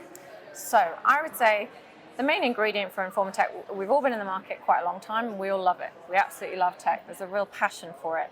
And so bringing together all the depth, the expertise, the specialism that we have of the market, it's really exciting because it means we can build communities around all the new emerging technologies. And we're positioned so because we have the product set across all 4 areas: research, media, events, and training, like I said. So from our perspective, it's really just what is the next technology to come, and we'll be there to create and build a community around it. So it's super exciting. Very exciting, and thank you so much for sharing it with us. You're welcome. You're welcome.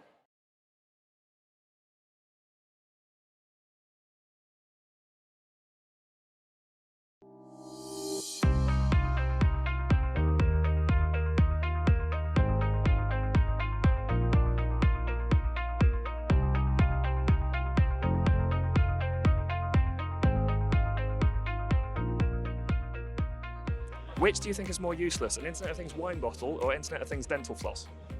A wine bottle. Why is that? Because dental floss actually could be useful to your hygiene, and a wine bottle doesn't really help your health at all. How would it be useful? You could see how effectively you're cleaning your teeth. What if it got hacked? I don't see it being detrimental to your health. Wine bottle. And why is that? Because you're gonna drain it quicker. Probably the wine bottle. And why is that? I don't think wine. Which do you think is more useless, an Internet of Things wine bottle or an Internet of Things stroller? They're both important. You think so? Yes.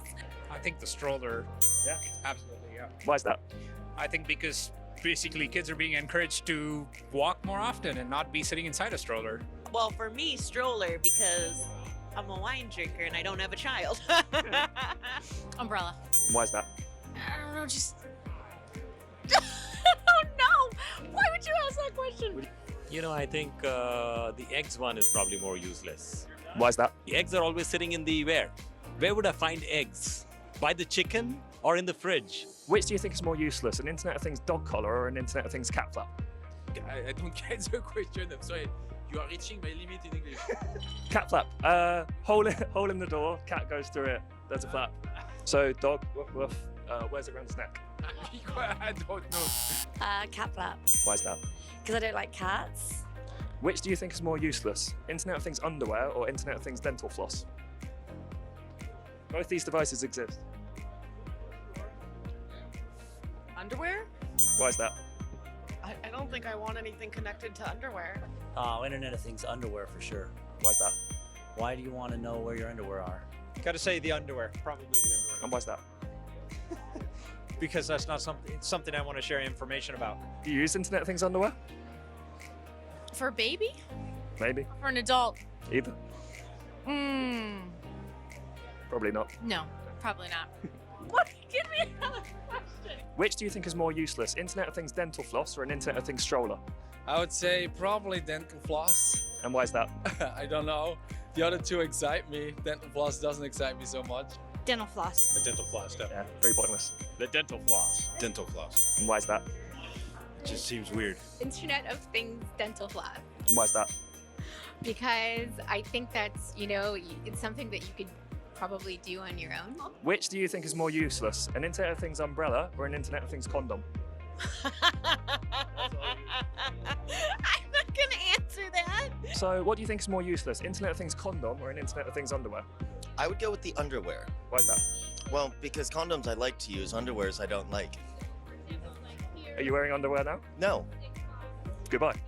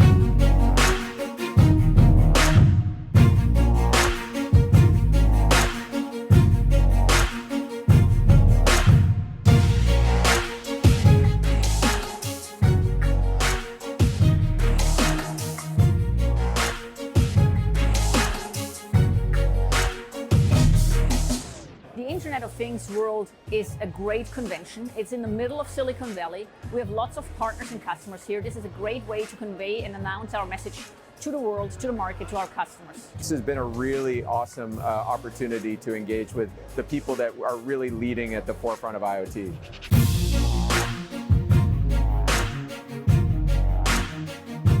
The Internet of Things World Conference is great, I think, because of the many tracks they have. What can be a problem with certain technologies and certain IoT technologies is you silo yourself. I think it's really important that our industries learn from each other because some are more ahead than others.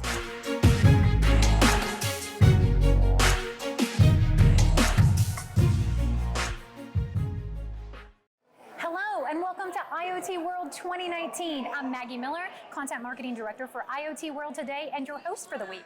And I'm your co-host, Jeremy Coward. I'm Content Marketing and Social Media Lead for Internet of Things World. So much has already happened.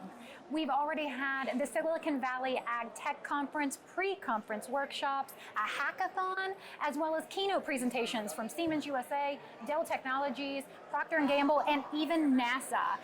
We thought the content in those presentations was just so good, we had to share it with the world. So you'll be able to watch it later today on the live stream.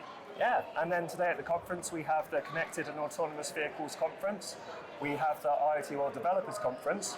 We have tracks on smart cities, industrial IoT, and much, much more. The exhibition is open and we expect 12,500 people to come through the expo doors today. Wow. And in that live stream, not only will you get to watch those amazing keynote presentations I just mentioned, but also speaker interviews that we've been conducting right here on the show floor with a lot of game changers in the IoT space. So it should be really exciting to see those. So while you're enjoying the live stream, don't forget to tweet using hashtag IoT World and posting across all your social media channels. And also tag IoT World Series in everything you post and we'll give you a retweet. And up next, we will have some highlights from yesterday, as well as those keynote presentations. So sit back, relax, and I am sorry if you experience FOMO. Enjoy.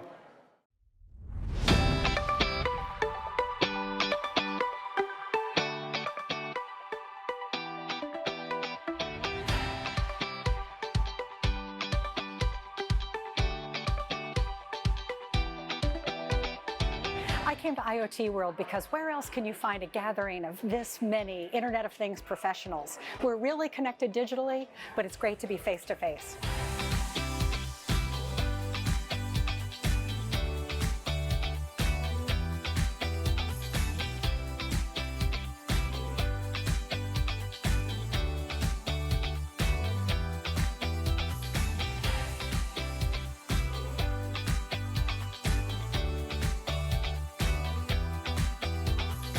Most of our partners, our customers, our vendors are here.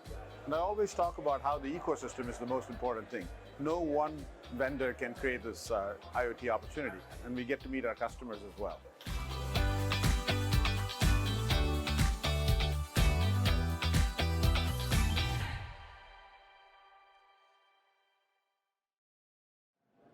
I'm Maggie Miller, and we're here at IoT World 2019, and I'm with Zach Butler. He is the Portfolio Manager of IoT World Series. So welcome, and the conference has begun. People are already milling around and having a good time. So how do you feel? We're feeling great. We've had a great first day. The keynotes have run, the keynote stage happened. We had 1,000 attendees in the keynotes room with some amazing speakers, CEO of Siemens, CTOs, CIOs from big enterprise companies. And my personal highlight for today was our NASA panel, where we had a real Mars rover on stage. The only Mars rover that's on the planet that isn't in Mars was at IoT World, and it went through the doors to open up the exhibition over there about an hour ago, and yeah, it's really, really busy in there. We've been open for a couple of hours today, and we've got lots of things going on, so there's a really good vibe. So speaking of all the things going on, what do attendees need to know about? There's so much going on in IoT World. There's so many different tracks, there's so many different networking features. I think the thing that we've been messaging to our audience this year is around the verticalization. The conference has been verticalizing for a couple of years now. We work with industrial industries and consumer industries, and we do have some horizontal topics as well, like connectivity and security, AI and edge computing that are on show. But this year it's really been about bringing those vertical audiences out into the exhibition and focusing more on vertical networking. So there are two features that we've launched. One is around industry vertical networking tours, which is where we're going to be taking vertical attendees with headsets into the exhibition, and we're going to be doing a tour of the relevant vertical exhibitors that provide solutions for their market. And the other is around vertical networking and the pool party for each industry. It's going to be happening too. So some exciting things. Are there any other highlights we should know about over the next couple days? Yeah, I mean, this year's the first year we're launching our IoT World Awards. So we decided late last year to host an award ceremony around the show. We've done it in our other shows for the last couple of years, but never at IoT World. We've been honoured about how the industry has responded to this. We're expecting over 300 attendees for the first gala, which is just a phenomenal effort. We've had over 700 submissions for awards, and we shortlisted 51 different companies that are all battling for those first awards. We've also launched our CXO award, which is a crowdsource award to find the two leading CXOs, one from an enterprise, one from a solution provider, who are giving back to the IoT community to develop the ecosystem. We've had over 5,000 votes for those awards, which is awesome, and we're really excited to announce those two winners. Great, and there was a big announcement yesterday, so please share. So yesterday we announced the 2020 move to San Jose. So we were honored to welcome the mayor of San Jose, Sam Mercado, to the show. And he was on stage during the keynotes to talk about how the city of San Jose are helping the IoT technology ecosystem prosper and develop as the IoT market grows. We've outgrown the Santa Clara Convention Center, so it's about time we find somewhere a bit bigger. This move's been a long time in coming, and it's gone down very well with our exhibitors, and we're seeing already booths start to grow and scale as the exhibition element grows in the show. So it sounds like a jam-packed week. Thank you for sharing with us. Thanks very much. World. I'm a new face. For those of you that don't know me, I'm Zach Butler. I'm the portfolio manager for the IoT World Series at Informa Tech. Another new logo, Informa Tech. Informa Tech is the combination of Informa's technology assets across event, research, and media. And we've combined it to launch a new business unit.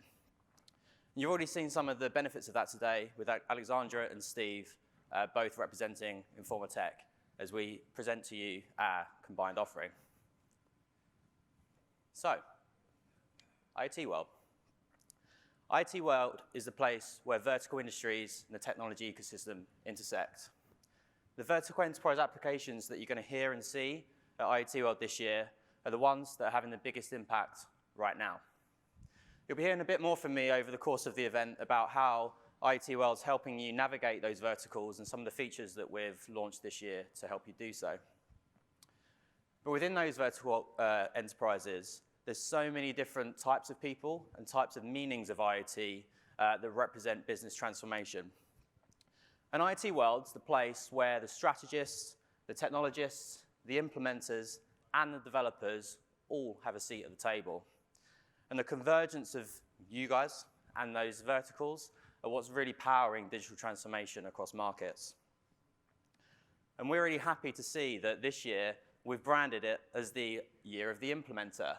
We believe that implementation is now becoming a more frequent term that we're seeing across the show. And you'll see in the exhibition when we open at 4 p.m. today and tomorrow, there's much more focus around actually integrating IoT into your enterprise to power digital transformation. Now, I hope you've all got an event guide by now, but if you don't, you can get one at the registration area. This is the biggest iPhone I've ever seen, but it's worth you downloading our event app. There's some instructions on how you do that here. So you have to search in your app store for Connect 365 with a K and an N. Once you download the app, you can search within the app for IoT World and click Add. Now, everyone that's registered, you must be registered because you're in the room, has been sent an email from us with their dedicated username and password. And that's how you access some of the premium features like live polling, the attendee list so you can see who else is in the show and in the room. And you can also use it to request meetings, which is a great feature. If you have any help at all, just visit any one of our team outside in the registration area. They can help. But if you wanted to email them while you're sitting here and you didn't want to leave the keynotes, you can just email us at iotworldevent@informa.com. And then the other thing, let's get social. Don't put your phones away as I see you downloading the app. Let the IoT World know that you're IoT World. Whatever platform you're using, whatever phone you have, get sharing on Twitter and the other platforms. Tomorrow, we're actually launching the first year of our live stream at IoT World. So you'll see a big screen in the exhibition hall that will be relaying some of today's content, live interviews, and some interviews that have been at IoT World for the past 6 years. And we're also going to be streaming elements of that over the internet as well. There's 2 places that your friends, families, or colleagues back in the office can view that. One of them is at the event website, and the other one is at iotworldtoday.com. And their logo's down there on my left-hand side. And all you need to do is just quickly register, and you can see the live stream. That's it from me. Thanks very much for joining us. I'm really delighted to introduce this as chairperson to the show, Laura Borgstead, and she's going to be very energizing today, so she's going to keep us all energized. Thanks, Laura.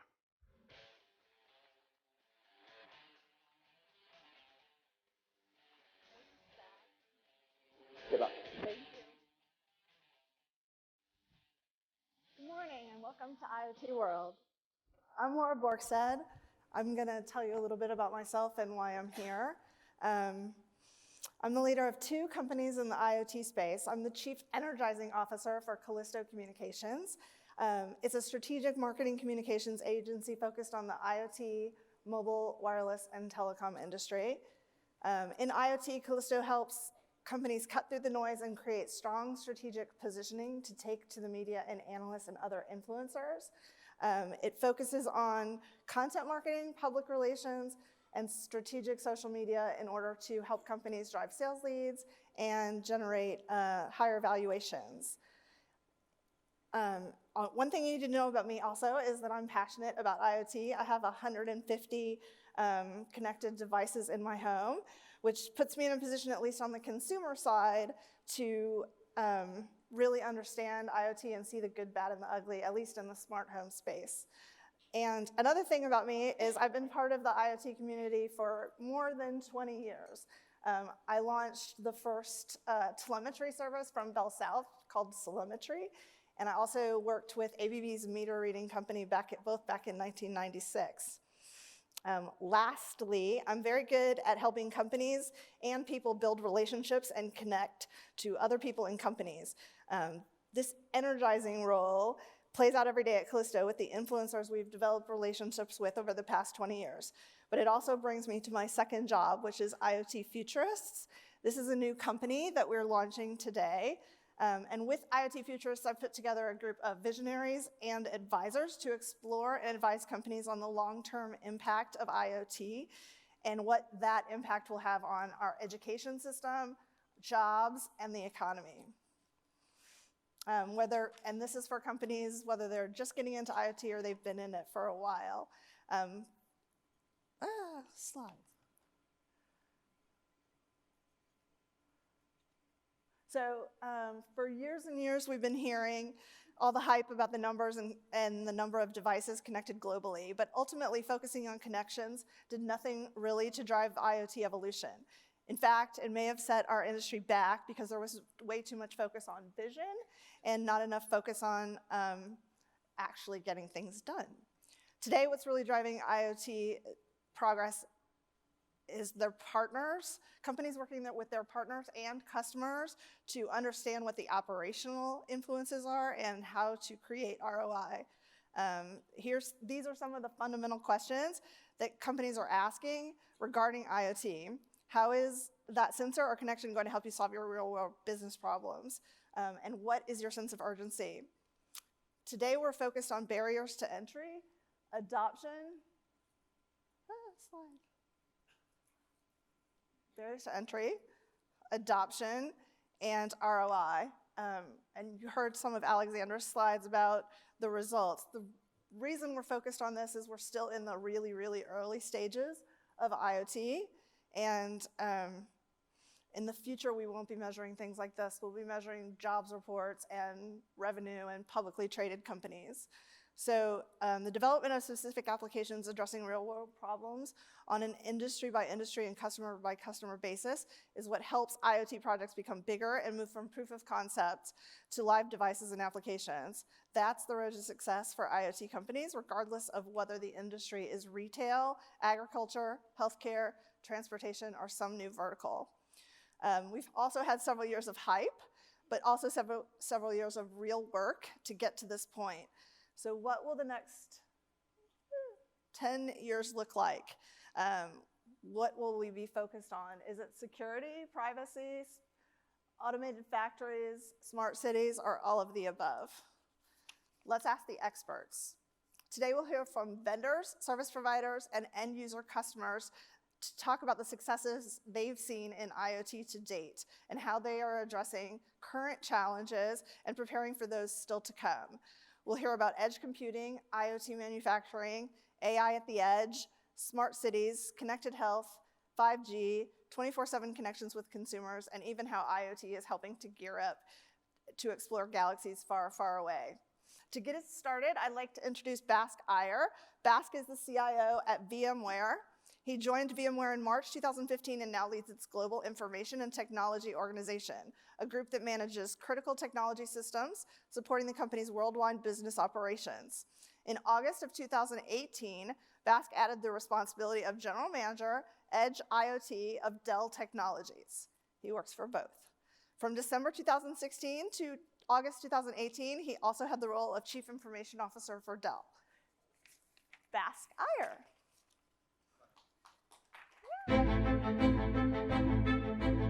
All industries are under extreme pressure to modernize and innovate, as macro trends impact us worldwide.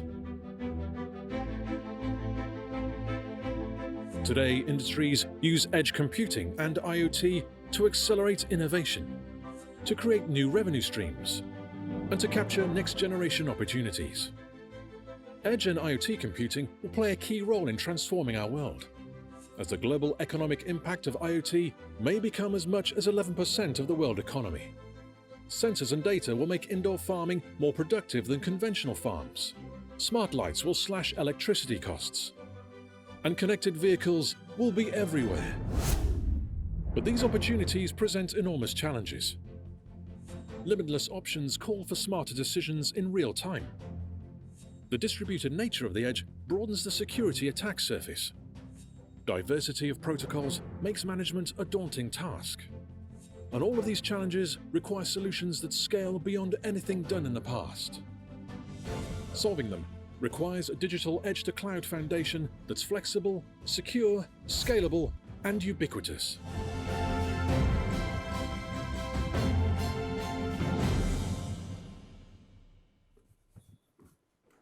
Good morning.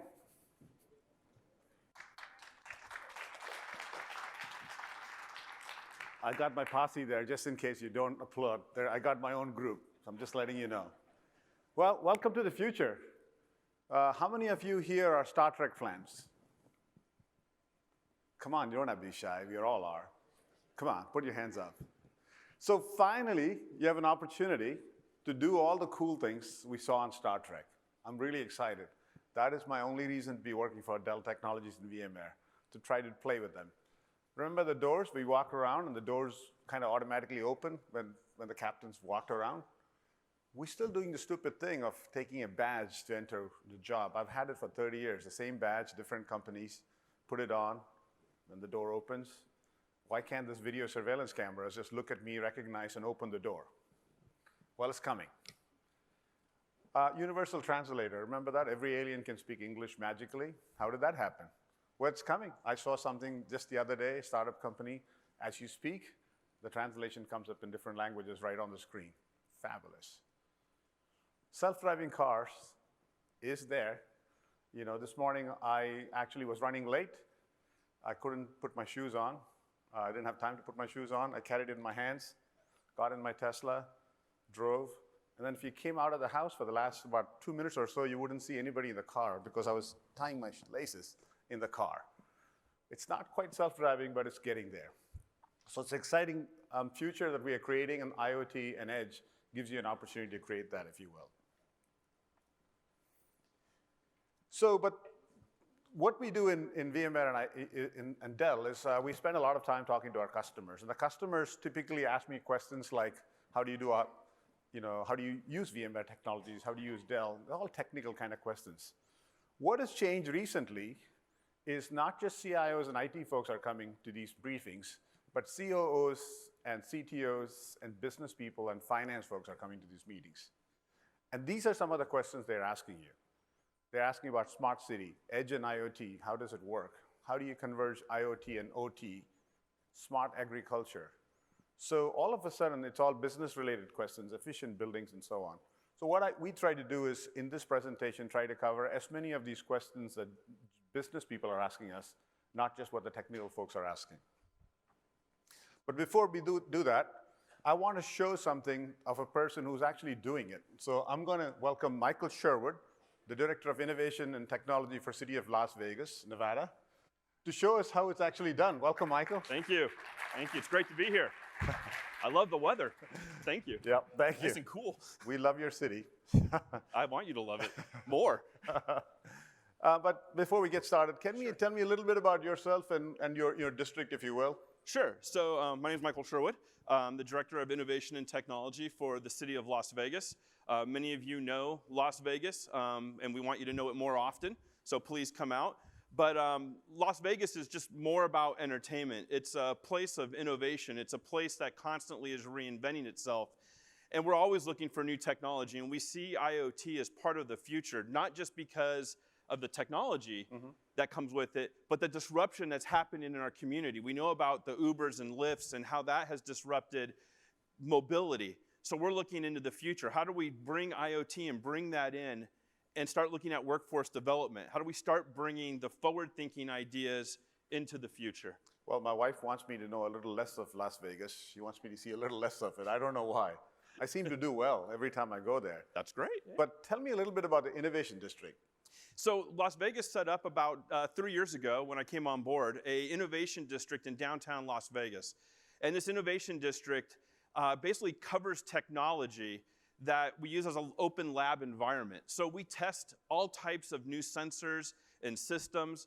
We have a great partnership right now with Dell and NTT that actually goes over different types of use cases we have. And up back on the slide right now is our autonomous shuttle, which was in mixed flow traffic. So it's the first shuttle in the United States to actually carry people in it.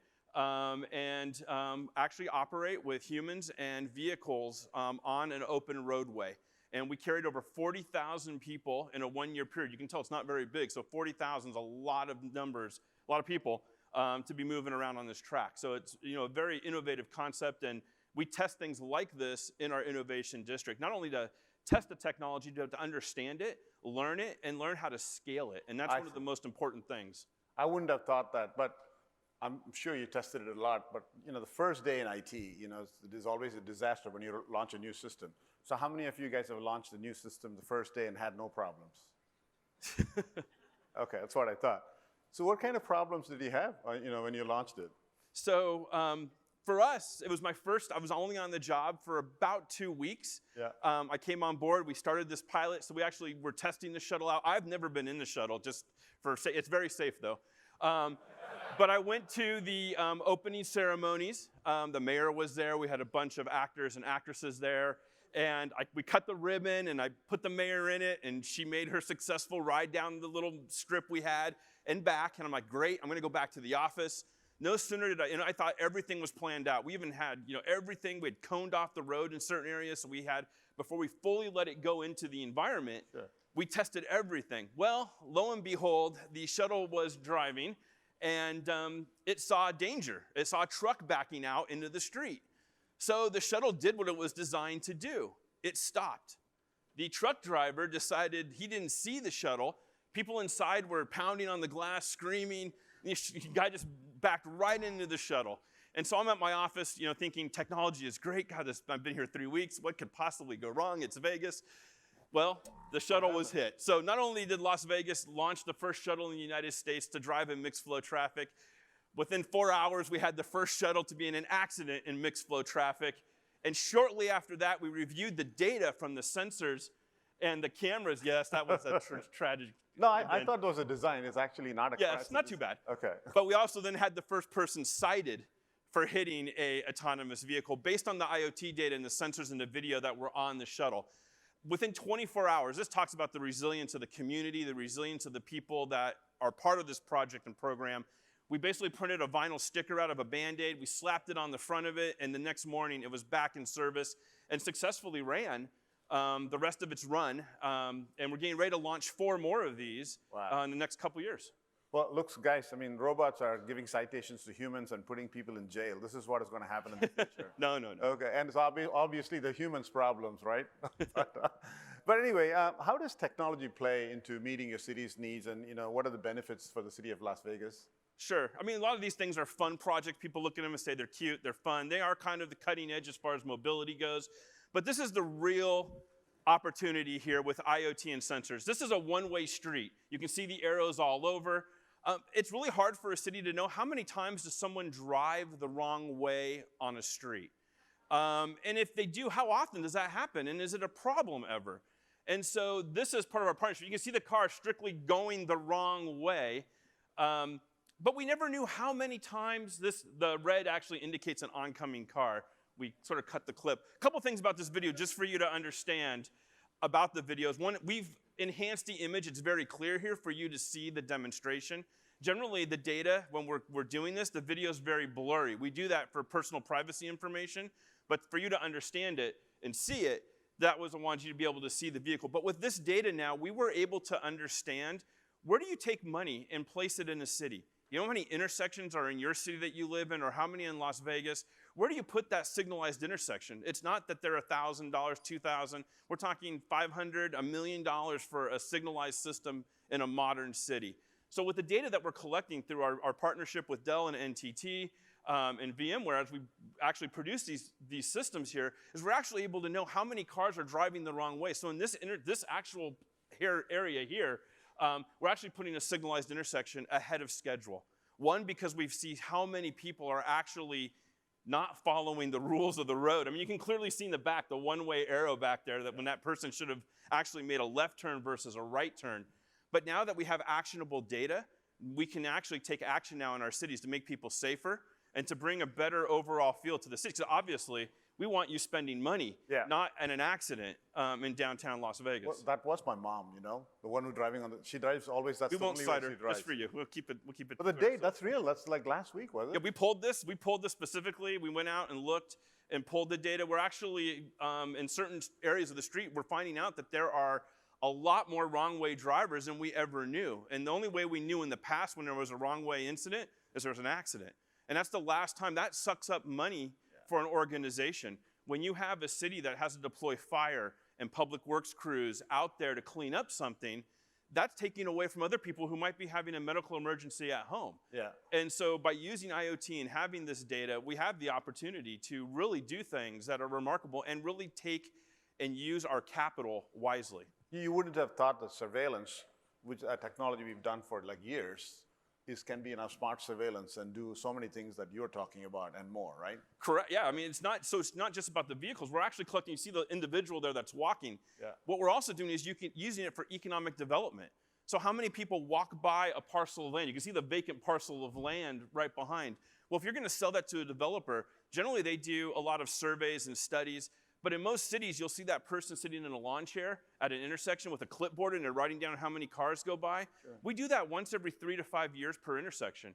Now we're collecting real-time data on how many pedestrians, how many bicyclists, and how many vehicles. Because maybe this doesn't need to be a 4-lane road, because it's so new video, I haven't even looked. 4-lane road, maybe it needs to be 2 lanes with a bicycle and a protected a vehicle for buses or whatever it might be.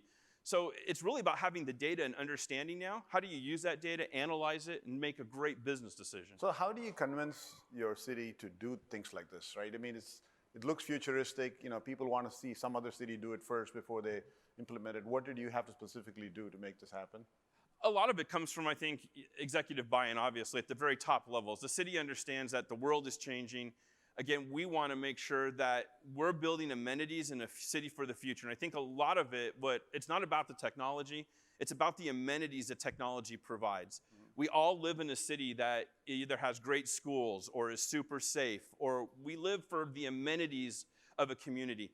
Las Vegas knows in order to be competitive in the future, it's about building those amenities. Right. And so it's not just, it's looking at this, but when you start providing leaders with real-time information, I say real-time, near real-time, where they can look over a month now and say, hey, we had 75 vehicles go the wrong way.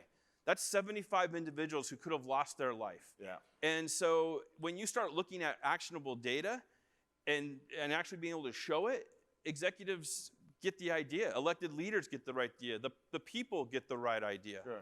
And so it's very helpful. And then when you have good partners that work with you to build these concepts out, it's even more special. So obviously you talked about it's more than technology. You need the people, you need the buy-in, et cetera.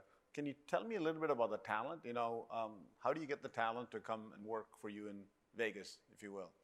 Well, you know, it's a fun city to come work in. It's not that hard to come. I know, I made it look like it's very difficult. We have great pools and great entertainment, so not very hard. A lot of it has to do with great partnerships and relationships. And so we have a very talented team in Las Vegas. We have a very great population in general as well that's very supportive of change. Not too many cities that you know of off the top of your head that after 10 years we blow up a building that's good and we build something new there, or we allow you to zip line down the strip or whatever. It's always changing. There's always something new in the culture. But when it comes down to a team, it's really about relationships and partnerships. And we've been very lucky to have a lot of great partnerships. Obviously, our partnership with Dell has been tremendous in bringing some of these solutions to light, leveraging technology. And a lot of what you see here, like it looks futuristic and it's not attainable. It's start small. We started with just a few intersections. And then we saw the value, and now we're actually rolling it out into more intersections downtown. So a lot of it is great partnerships, great relationships, start small, build out. Anyway, thanks a lot. It's very exciting. Hey, thank you very much. Michael. But before I go, on behalf of the city of Las Vegas, it's really worthless, but it's a little chip here just to say thank you. And please come back and visit soon. We'd love to have you. Appreciate it. Thank you.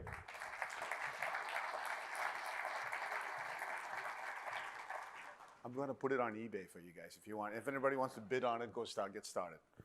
So anyway, that's exciting. I wanted to start with what you could do with IoT and give an real-life example before we talk about the great things that we must be doing and the architecture and technology. But let's talk a little bit about that. Before that, the technology comes in waves, as you know, and being in California, and I grew up pretty much near the ocean all my life, I'm a big watcher and a body surfer, if you will.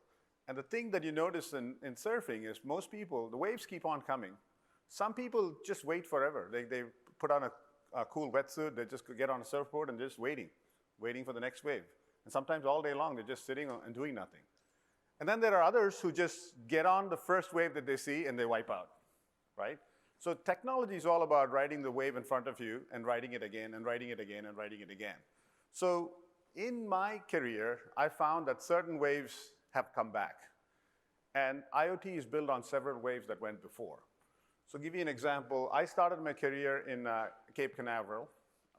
So the solar cells on the shuttle launches and so on have to track where the sun is. It sounds very trivial. Anybody can do that with a Raspberry Pi these days, but we just couldn't do it. We couldn't figure out where the sun was. We couldn't figure out how to make the motors move and track it in real time, and it has to work all the time. We didn't know it was IoT. We were just thinking it as a project and looked like an idiot because I couldn't figure out how to make it happen 30, 35 years ago. And then the whole manufacturing wave took off. And I didn't know, I would be considered an OT engineer now, but then the technology was not called OT. They just called me, a manufacturing engineer or a computer hack or whatever the heck they want to call me. So I spent 10 years in J&J and companies like that automating the factory floor. The nice thing is you didn't need any hair products because your hair was just dirty all the time. It was just black with all the dust from manufacturing. But you sit on the shop floor, computer integrated manufacturing was the term that they used, robotics, vision systems, and so on. Funnily enough, after 10 years of working that, all those jobs just disappeared. There was just really no factories around to go automate. They'd all just disappeared. This wave is slowly coming back. I'm kind of learning new terms like IoT and OT and these kind of terms because they're coming back. A lot of people are kind of figuring out, it is time to automate the industrial systems and automation. But that was what 25, 30 years ago, computer integrated manufacturing was very big in this country, if you will. And then internet started getting big around the year 2000 or so. After we stopped working on the Y2K problem, we started getting more on the e-commerce real e-commerce kind of platform. Internet came earlier, but what you do with internet in full steam. So GSK and Honeywell, spent a lot of time there. Honeywell, I spent about 12 years in Honeywell. There are companies like Honeywell, Siemens, GE, Emerson, and so on. They don't call themselves IoT companies, but this is what they've been doing for a long time. So they may not come back and have these cute terms that we've come up with. They may call it building automation system. In fact, that's what it was called, automation and control systems and things like that. And they've been doing this forever. Yet, we're still saying, when is the IoT projects coming? Well, most of these companies became huge because they were doing IoT projects. The things we call IoT projects is what they've been doing forever. So I spent about 11 years or so there, then came into Juniper Networks, came into the Valley, because something is strange about Silicon Valley, as you folks always know. When I was in the East Coast, I just looked at the California and Silicon Valley as crazy people, not really knowing how business works. They're smiling all the time. I don't know why they're happy about everything. So we really didn't get it. So 8 years ago, I decided, or 9 years ago, I decided to come into the Valley just to immerse myself and see what's going on. And there is something very unique and special about this place. There's clearly the amount of networking, amount of intense knowledge that's available in a 10-mile square mile from here is just unbelievable. Almost every industry that you want to, who are creating value in the new economy are a cycling distance from where we are. So that's something very special. And then VMware, I started about 4 or 5 years ago, and VMware got into the space when the cloud really took off. It's one of the companies that I would believe started the cloud journey, first virtualizing your data center, and then enabling you to go to multiple cloud. Interestingly, about 3 years ago, Dell bought this company called EMC, and EMC owned about 80% of VMware, and I was asked to go help do the integration of EMC and Dell together. So I was the CIO for Dell Technologies as well, just doing the integration for VMware, for EMC and Dell. Interestingly, this IoT thing has been going on all along. It's reaching a fever pitch pretty closely. And guess what they asked me to do again is come back and say, I think this IoT and edge computing is pretty big. You seem to have done something before. Can we go look at it? So the point of the matter is the wave just didn't start today. It's been going on a long time, but it's becoming intensified. And sometimes they rebrand it, it comes back, and you just have to be ready. And you don't want to miss the wave this time. You don't want to be waiting for every surfer to get on. The wave have no power behind it before you get on. So I'm urging you to say, I think now I can see that the wave is coming. It's a good opportunity for us to ride it. But then again, we talk about transformation. And I believe humans have been transforming forever, right? I'm a little bit of a history buff. For about 70,000 years, we've been hunter-gatherers, they say. The cultivation started around 30,000 years ago, or 10,000 years ago, 15,000 years ago, depending on which historian you believe. So it's either Mesopotamia, or Göbekli Tepe in Turkey, or Indus Valley in India, but wherever in that time range is when we figured out farming. I would submit to you that while we think IoT is very cool and really revolutionary and transformation, the person who started farming probably thought that was the most important thing there is. You don't have to run after animals and catch them. You can actually grow your own food. I think that is pretty revolutionary. So the point being is, we say digital transformation or transformation. We've been transforming forever. This is not new to us. Only about 200, 300 years ago was the whole manufacturing revolution, industrial revolution happened. So that didn't happen too long ago, right? And the computer industry is really, it's really not that long. I mean, water to steam took about 100 years. Electrification about 70 years. The computer industry is almost, I shouldn't say in our career, in my career and few of yours, it just happened during our career time frame. It is not yet mature. I would say we are in early stages of digital transformation as it relates to IT. But what is happening is the pace of change is picked up. That's why you're feeling the pressure of every time you close your eyes, something seems to happen completely differently. The change is happening, but the pace is picked up. So here, when I started, it was the mainframe technology. And the mainframe folks actually fought the people who wanted to do client-server, which is or mid-range computing, which is what I was trying to do. The mid-range computer folks kind of missed the PC revolution. The PC folks kind of missed the internet, web, or mobile revolution, et cetera.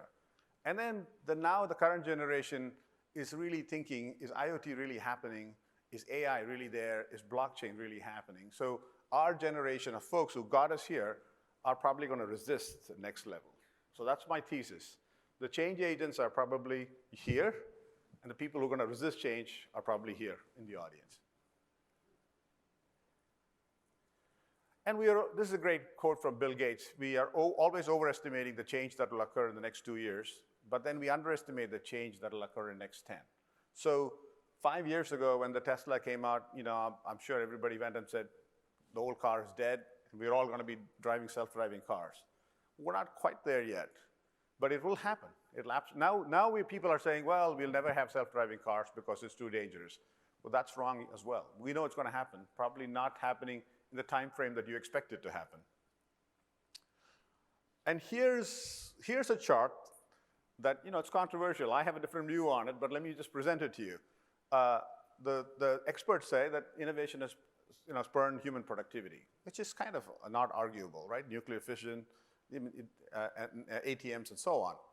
The place I have the problem is they say email has, kind of doubled or tripled the productivity. In my case, it seems like it's taken my productivity down, but email was pretty important. And now World Wide Web, I have even less time to do anything because I'm on the web all the time. And FANG, you have Facebook and the social networks and Google, et cetera.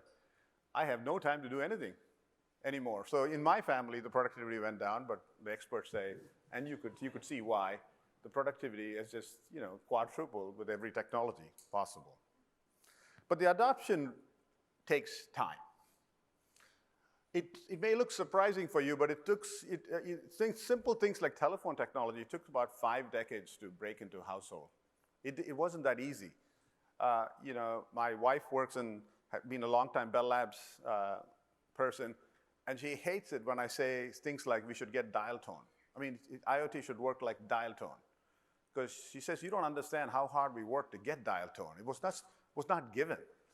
We had to work through years of innovation to make sure when you pick up the phone, you got a dial tone. And I apologize for people who don't know what a dial tone is. I'm sure there's 20% of the people here don't know what the dial tone is. I can't explain it to you, sorry. So it does take a long time for the telephone to pick up. But interestingly, let's see how long it took for the telephone to pick up. It took from quite a long curve to get every household on the telephone. But look at what the cell phone did, right? So certain technologies, just like that, and it's globally. And a lot of people globally also leapfrog it. So it does take a while for technology to adopt, but the next wave that comes in happens really, really fast. I never thought that my mom would be on WhatsApp. I never thought that was possible, but she's on. And she's sending me messages that she shouldn't be and forwarding things that is inappropriate. We've also seen this pendulum of technology swing back and forth from mainframe to client server to mini computer to data centers, and then everything goes to the cloud is what we heard. And then what we're hearing now is it happens on the cloud and on the edge and on pretty much with IoT. This is going to keep happening, and people are always betting on one or the other. They're saying everything goes to the cloud. The same guy said everything goes to the mainframe. Pretty much the same guys. And then everything goes to PC. Everything is done on mobile. Why not mobile? The only computer there is mobile, et cetera. Without realizing that this pendulum is going to swing back and forth. And I truly believe that edge computing is here to stay. And people who just don't bet on edge computing are doing it at their own peril. It doesn't mean the cloud computing is dead. Cloud is going to grow tremendously and exponentially, both your public cloud, private cloud, and this concept of an edge cloud that's going to happen in factories. So what is the edge? I like to explain this with like the Mars rover project. I mean, what a fabulous piece of invention that is, right? This is a self-driving vehicle in space that nobody talks about. But it's doing things on its own, driving around, taking photos, taking soil samples, and so on.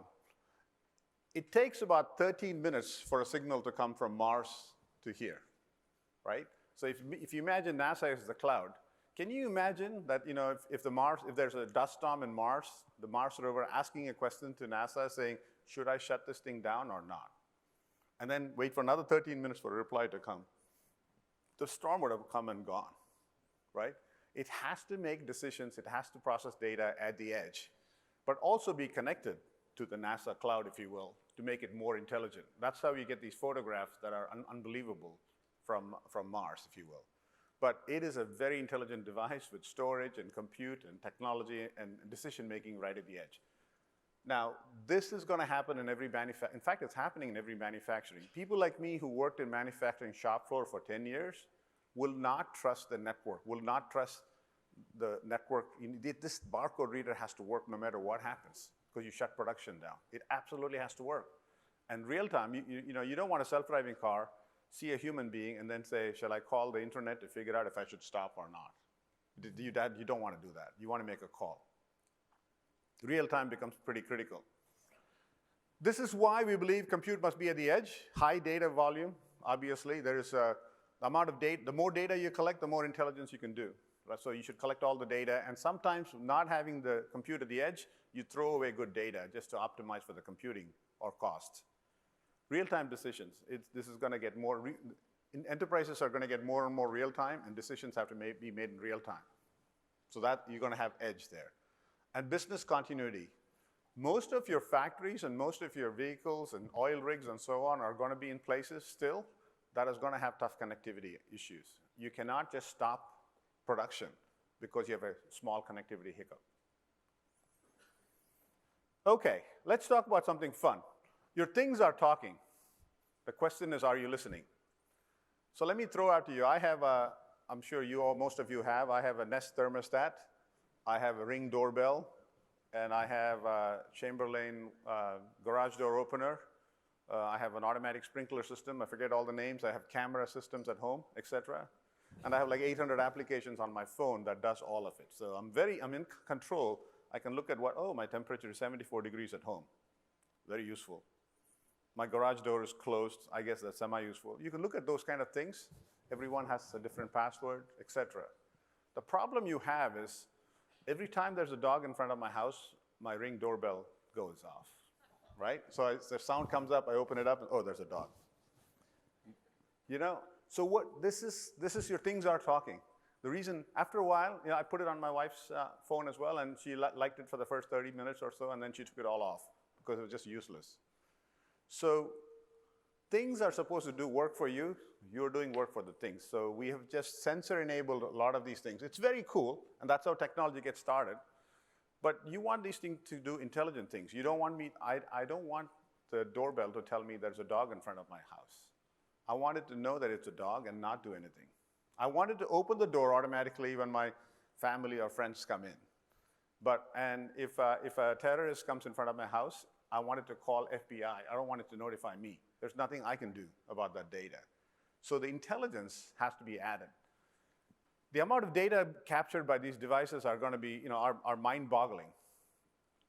Unless you have AI and you have intelligence, they are going to be pretty much useless for you. So the intersection of AI and data is going to be where things get very interesting for us. Now, data and AI are driving innovations. I mean, the only way you have smart surveillance that we saw before, if you have a lot of data, right? The difference between the AI technologies 30 years ago and now is now you have better compute and you have much better data. So you want to capture every data possible. With a good edge compute infrastructure, you're able to keep the data without spending a lot of money on it. If you don't have that, you start optimizing your costs. You will say, what should I put on the cloud? What should I not put on the cloud? And you try to do sub-optimizations. If you don't have every piece of data, your intelligence is limited. So we are going to go to a world where we're going to capture every data, high-def data about surveillance. Because you may start off with just a security system, then you can start counting the number of people coming in. You can make decisions like Mike Sherwood did in the city of Las Vegas. I'm sure with that system that he implemented, he's going to have applications for the next 10, 15 years. I'm sure there are applications that they haven't thought about. So it's very, very important that data, and the more and more better your AI algorithms are, the more and more deductions you can do from this. So I see a huge opportunity on the enterprise. But we did a recent survey to say, are we just being optimistic? And what we found in enterprises from the survey is about 80% of enterprises have some plans. That's good news. So 80% of you working in enterprises have some plans to do something on the IoT and edge. 30 to 40% are already implementing right now. So about half of that are actually implementing it. And the rest of them are planned to implement in the next year. So let's say if it's this year, next year, or the year after, within that time frame, you're going to have more than 80% of the organizations looking at IoT and edge use cases. That's pretty staggering data. There are still people sitting on the fence trying to figure out what to do about this, but it's encouraging that a lot of you are already looking at it. Now let's talk about one big challenge that we have on IT and OT, and I'll spend a little bit of time on this because I started as an OT engineer, as you know, and went into IT. It's a silo. Most of the OT folks want to avoid IT folks. They hate the CIO, the CISO, and so on because they block, they slow down things. A lot of the sales, even in my own organization, my IoT division, we don't want the IT person there in the conversation because the sale may get delayed, right? But the IT person has to get involved, absolutely has to get involved, because it's not just sensors anymore. The minute you call it IoT and you have internet, it affects your security. So IT has to absolutely get involved, and this convergence has to happen. Some of it is IT folks and OT folks realizing that this needs to come together. Some of it is partners and vendors realizing that they need to bridge this gap. This silo has to be bridged. There are more silos here, though. There are separate networks, there are separate devices, there are siloed use cases. And so to do a smart city or a smart factory or a smart enterprise, you're just integrating across islands of automation. All these needs to be integrated and thought through. The way to think through this is you don't create chaos. To get over chaos, you have to have an architecture. You have to think about the future and build the 6-lane highways and so on so people know what to do in these cases. The other thing in edge computing is we've always tried to take the data from the edge to the cloud. There's a concept of moving from the data centers to centers of data, right? So you go into, keep the data where it is, and have a virtual map of where the data is and do the analysis across the board. You don't just keep transporting data back and forth. That is pretty expensive, especially at the scale in which we are talking about, right? This is our vision. Some people may wonder why Dell and VMware added it. Our vision is, we always said any device, any application, any cloud. We want to connect any application, any device, any cloud. We're already connecting multiple clouds. If you look here, hybrid cloud, telco clouds. You know, if you want to go between Amazon and Google Cloud and Microsoft Cloud and your private cloud, you know, we make technology that makes it seamless for you to possible. We're now looking at edge as another cloud use case, as you heard before, just before in the previous analyst presentation. We believe that you want to move compute and data between edge and hybrid computing. And you don't want to be depending on one cloud because all cloud vendors are doing something interesting. And you want to take advantage of everything that they have to offer. So that's the first one. The second thing is we already connect to multiple devices today. We connect to your phones, your Androids and iPhones and so on, and manage them and push the right content and secure those devices. We now want to secure all those devices and manage and push the same content for you. And the one way you bridge IT and OT is we give the same kind of traditional applications that people are used to. The same tools they're using in a data center today, you can use to run your edge and IoT. So you don't have to learn two different tools. So that's one of the reasons that we are here. And with Dell, we can do the entire infrastructure. It's not just the software. We can provide it as a service. We can provide it as an appliance. And we can provide it as a rental, subscription, whatever makes sense for you folks.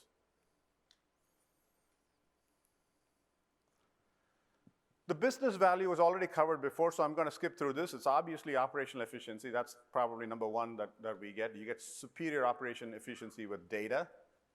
Customer experience is fabulous. If you have gone to the Amazon Go store, it's good. You just walk in and pick whatever you want and walk out, and your phone gets charged automatically. It's a great experience. So you're going to get more customer efficiency with it. Safety. Michael actually showed you a few use cases for safety, which is fabulous. And new revenue models. And I'm going to show you some companies that we work with, instead of selling elevators, they do elevators as a service. They can charge you by the number of people they take up and down, if you want it that way. Here are some of the customers we work with. I'm going to highlight a couple of them. You already heard about City of Las Vegas. CSX is a railroad company that uses a product we have called Pulse, which pretty much manages all your edge devices, if you will. It manages, pushes the content, secures them. And I'll talk a little bit about security. All these fun things have to be secured. And so we have a product that they use. AeroFarm's another interesting company. They have an indoor farm, if you will, and they manage the humidity, the temperature, the environment of the farm, indoor farm, and minimize the water usage, et cetera. They analyze everything from seed to the size of the plant, and look at food safety, nutrients, et cetera. Fabulous example of how you do modern farming, if you will. IoT security, I try to not talk about this because I don't want to scare people into this, but this is how your data center looks today. If you go to a data center, I'm exaggerating, but they have armed guards, they have badges, they have 2, 3-factor authentication. I cannot go into my data center, and I kind of own the data center. They won't let me go. I have no need to go into the data center. It's very, very secure. This is how your IoT areas look like, okay? Because you don't even know what they are. This is probably a video surveillance system. This is what decides who comes into your building and who doesn't. That's probably the badge reading system that you have. It's probably not installed by your IT person. It's probably installed by your head of security or the guard or somebody else. This is probably installed by Dell and with people like Honeywell, et cetera, right? And I don't even know what these things are. But this is how your IoT devices look like right now. Not secure, not clearly secure. We spend a lot of time trying to secure the IT environment. The easiest way for me to crack into your systems now is probably through your OT environment because you don't even know who owns it. And there is no person as OT. There's no head of OT, by the way. There's a security person, there's a head of manufacturing, there's a facilities management person, a guard. There's no division called OT division, right? There's a head of manufacturing. So this is going to be a pretty important one to even figure out who owns it, who installs it, who makes them, et cetera, and how do you secure them. It was not a problem as long as they were not connected to the internet. So the key security challenges are pretty similar to what we have faced in the IT. You want to have lack of human control, scale, the complexity. I mean, this is even worse than the IT. The scale and complexity is even worse. There's so many devices.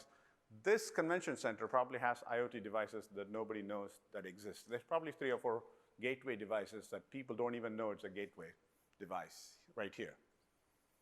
So that's the problem that you have. So to make it work, we have looked at the same good practices we had in IT and added to our infrastructure portfolio. You need to least privilege, which means that the reason I can't go into the data center is I have no need to go into the data center. As simple as that. You have to have a need to go, a need to know. Micro-segmentation. So X-ray machines in a hospital, it gets infected, it still has to work. You can't shut it down. You can't update it like you can update your phone. But you need to quarantine it so it doesn't infect other computers. So there are things like that we have to do on the OT side that we can learn from the IT side, if you will. Managed patching, I'll just say it in a minute. You can't just automatically patch a robot. You have to go through a control procedures, if you will. So let me just close and say a few things. This is an exciting place. We are going to create the future. The wave is coming. Your folks are doing it. Your business is doing it. So I would recommend all of you to get involved in these programs. But build and standardize on the right architecture. That's number one. What you can do today is to decide on architecture, right? And at least have a loose framework of the architecture, but do it right now. No one person or company can handle it. The partnership with Las Vegas was with NTT. But not just Dell and NTT and VMware can handle it. You need a large ecosystem of players who have to work together to make this happen. So you need to make sure you foster an ecosystem of players. It's a very powerful tool, but it comes with risks, as I showed you.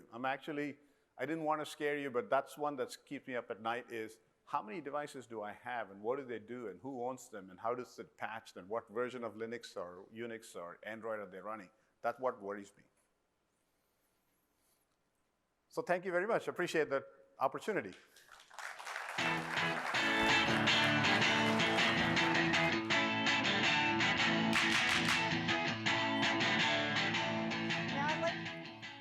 Thank you.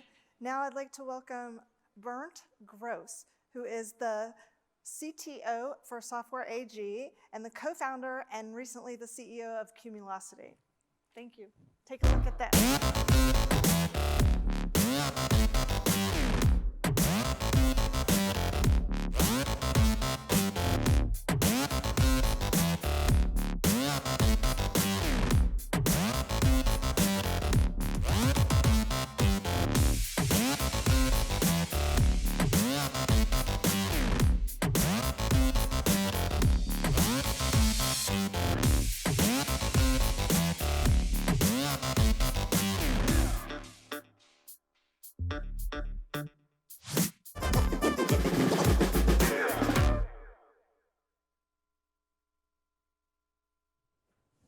Hello, great.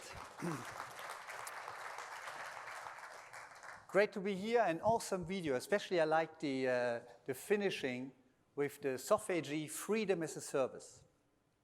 You know, when we created that tagline, it's a brand new tagline, we thought, you know, how can we get our non-functional capabilities we develop as a software company, how can we get that across in a meaningful, emotional way? And we did some studies, obviously, and then the communication team came up with that slogan, Freedom as a Service. I really like it. It's really the idea is to, you know, develop tools, systems, software, which empowers our clients and partners to be really in charge of the future, because we cannot, the future changes so fast, we cannot anticipate changes anymore. So we have to get technology in your hands so that you're not locked in any kind of proprietary way. To give you that freedom of choice, it's our mission in Software AG. And that's a brand new tagline, and that's something we are going to do and developing a lot in that direction. So today, coming to my speech, today I'm talking about building IoT, with IoT, a truly connected world. And I guess that's the vision of a truly connected world is quite old. I remember when we founded Cumulosity in 2010, actually here in Mountain View, quite close by, we relocated the company 2012 back to Germany because we felt that's a more, you know, industrial, Central Europe felt at that point of time more sensible for an industrial Internet of Things platform. But anyway, we founded it over here in the Bay Area. And I do remember that the vision was already clear. You know, we talked a lot about IoT. Maybe the wording wasn't really there, IoT, but we talked about the physical world and the virtual world, the IT tools, they will all converge and come together. And that's what I would like to discuss today with you as well. What does that mean, and how to, you know, anticipate your strategic options going forward? And later on, after introducing this, later on, I'm very happy also to introduce one of our North American clients, and he will walk you through his journey of implementing an IoT project. Actually, it's Aaron from Stanley Black & Decker. Okay, let's get started. So, quick introduction on what is Software AG Cumulosity IoT? What are we doing, really? Very brief introduction. Let me start with a first question on that. So guess what's the largest device under management? So what's the largest device under management?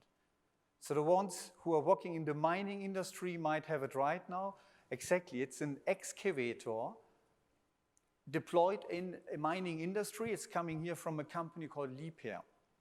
And this thing is...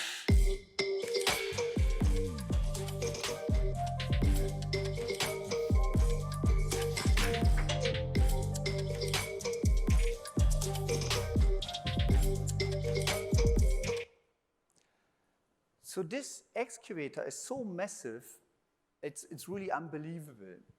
And it creates a lot of insight, a lot of data, obviously, of what we do with that. It's the largest device connected to our software platform. And we do asset condition monitoring, you know, the usual stuff. We are collecting performance information, finding insights, and decimating downtime. So predictive maintenance and plays a big role in that asset investment, you can imagine. I have another question for you. What's the most versatile device? So not the biggest, the versatile device we have under connected to Cumulosity under management. And that's the answer here is called IoT. It's a small gateway device. It supports cellular connectivity as well as low power WAN, so low power wide area network. So actually this one uses narrowband IoT, that's the new standard, but there's also a version coming out with LoRa and Sigfox. And why is that so versatile? And you can see here a couple of examples of use cases: vibration measurement, fuel level, temperature. It's so versatile because it supports more than 200 different vendor sensor sensors. So 200 vendors sensors. And that means in total, you have 6,000 different sensors you can connect to this gateway in a truly, and that's quite amazing, in a truly plug-and-play fashion. So no coding anymore needed. And that's when, coming back to my times at Mountain View, that was actually what we were dreaming 10 years ago. That's how IoT should be, also industrial IoT, not just consumer IoT. It should be really plug and play, no coding. You plug in the sensor, it's recognized, the data are pushed into the platform, and then you can either visualize the data in your user interface like a dashboard, or then you can innovate on top of the APIs. But it's immediately available. You don't have to introduce any sensor anymore.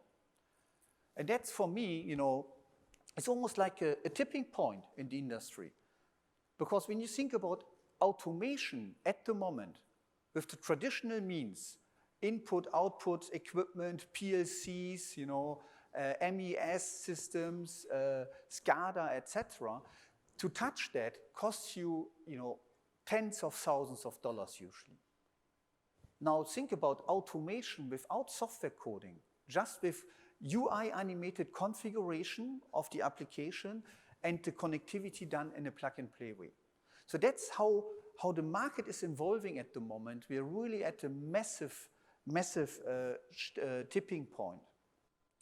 And so these are just a few examples of what we are doing. Just to finish off with the introduction, in addition to the examples what we have here, of course, we have quite a lot of industry players using our technology. I mentioned to you, that we relocated Cumulocity into Central Europe. That was exactly the reason why we did it, to gain, clients like DMG Mori, one of the largest CNC machinery maker, to win accounts like Zeiss, to actually enter into strategic partnership with Siemens MindSphere. So Siemens MindSphere is embedding Cumulocity IoT and the Web Methods IO. It's an iPaaS solution of Software AG. Bosch IoT, one of the largest industrial engineering company. In addition to the industrial players and companies, we also have a massive amount of telco providers, so cellular carriers using our technology, typically in a branded fashion, so the technology is available as a white labeled edition. And they are offering it on top of their connectivity solution. So as for example, horizontal IoT device management, or dashboarding, or simple workflow automation type of concepts.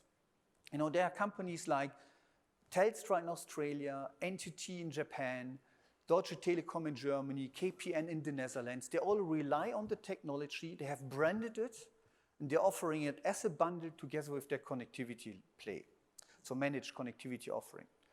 Last but not least, we also have smart equipment makers, of course, utilizing our technology.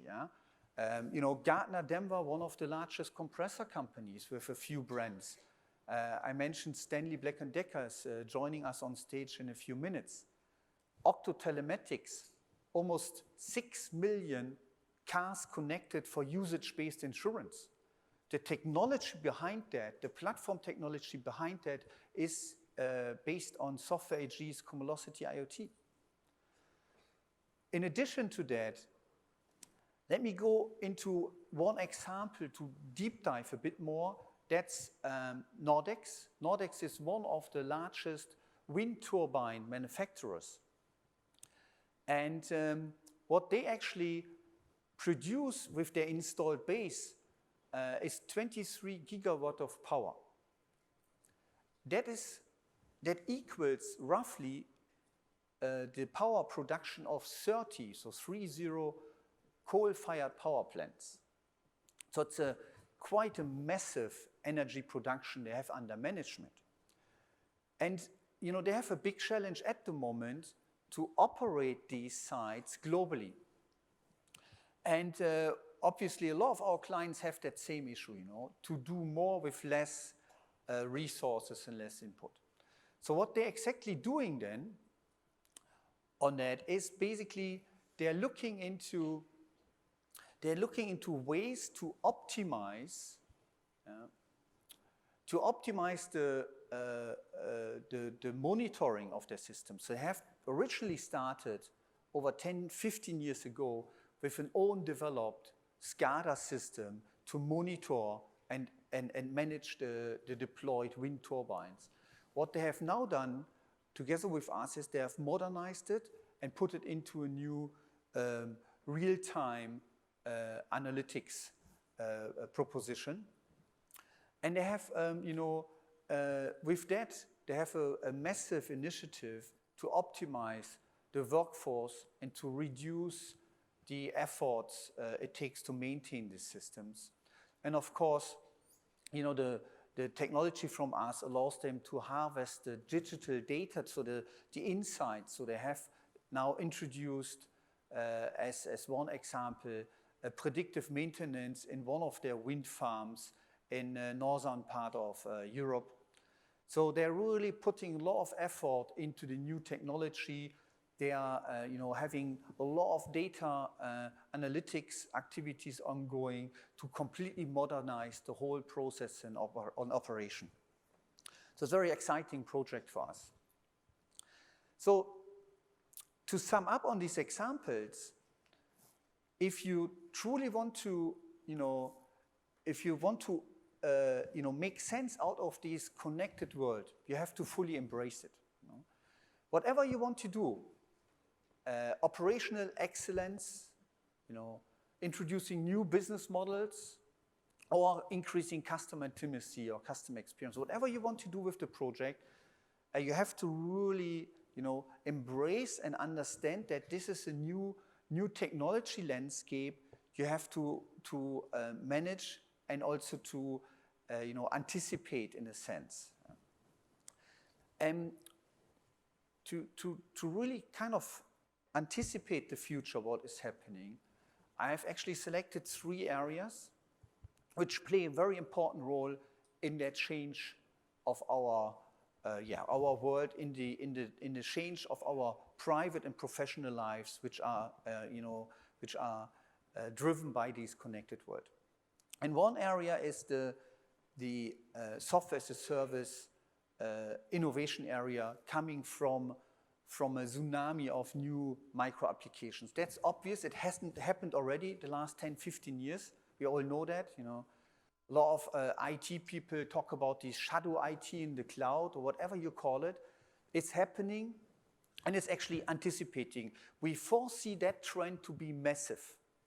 It's going to be very, very hard for established IT players with on-prem technology, like an ERP player, for example, to retain competitiveness. These micro applications will eat up more and more of IT, traditional IT enterprise applications. So that's a very important trend you have to anticipate. The other one, which is equally important, is that the times of data acquisitions and generating massive data lakes, either on-prem or in the cloud or data warehousing, is going to be over soon. What is much more important is a capability to integrate data in a business sensible way, horizontally integration. So think about, in the connected world, you have IoT devices, you have cloud apps, you have on-premise enterprise applications, and you have data lakes or data storage, etc. So now you need to find a way to horizontally integrate the most important, the most relevant information for specific requirements, specific applications. And that's only possible really to do with what we call a hybrid integration platform, so-called iPaaS. For example, in Software AG, we are using the Web Methods I/O, one of the leading environments in that space. And then, last but not least, as a co-founder from Cumulosity, I'm very much excited always on the right side because, innovations and platforms can come hand to hand in today's world. So most of the newer innovations will be based on platforms, and they will be, the platforms will add that data insight, but also they will have the correlation of your information and give you the economies of scale to, in an agile way, to introduce new innovations in a step-by-step approach. So platforms will become very important also, not just for innovating, but also for operationalizing. Like the speaker from Dell was talking about, it's about operationalizing insights, and platforms play an extremely important role going forward. So saying all of that, so I would like to share a short video from a client who is implementing all of that. And it's a very exciting project, which is now currently in the rollout in over 200 automobile factories globally. EcoScreen Equipment Analytics. Analyze, understand, and predict the paint process.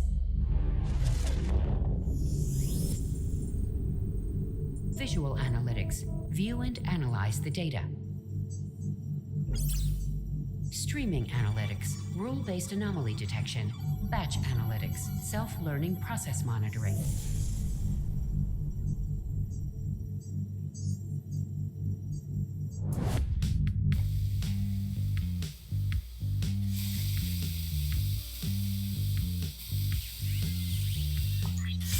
Ongoing analysis of data stream in real time. Anomaly detected with streaming analytics.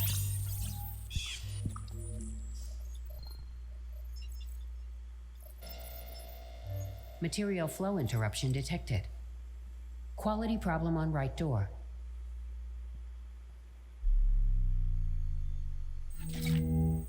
Interrupt production. Debug the system. Mark the body for spot repair.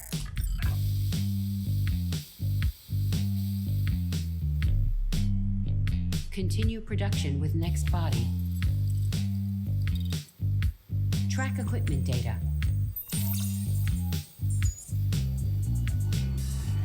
Batch analytics.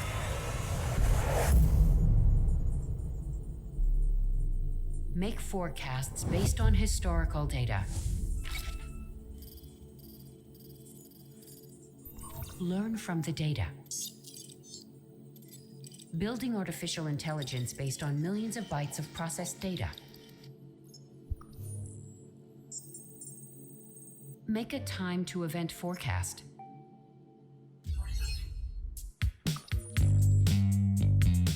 Create a predictive maintenance task. Scheduled task in EcoScreen Maintenance Assistant.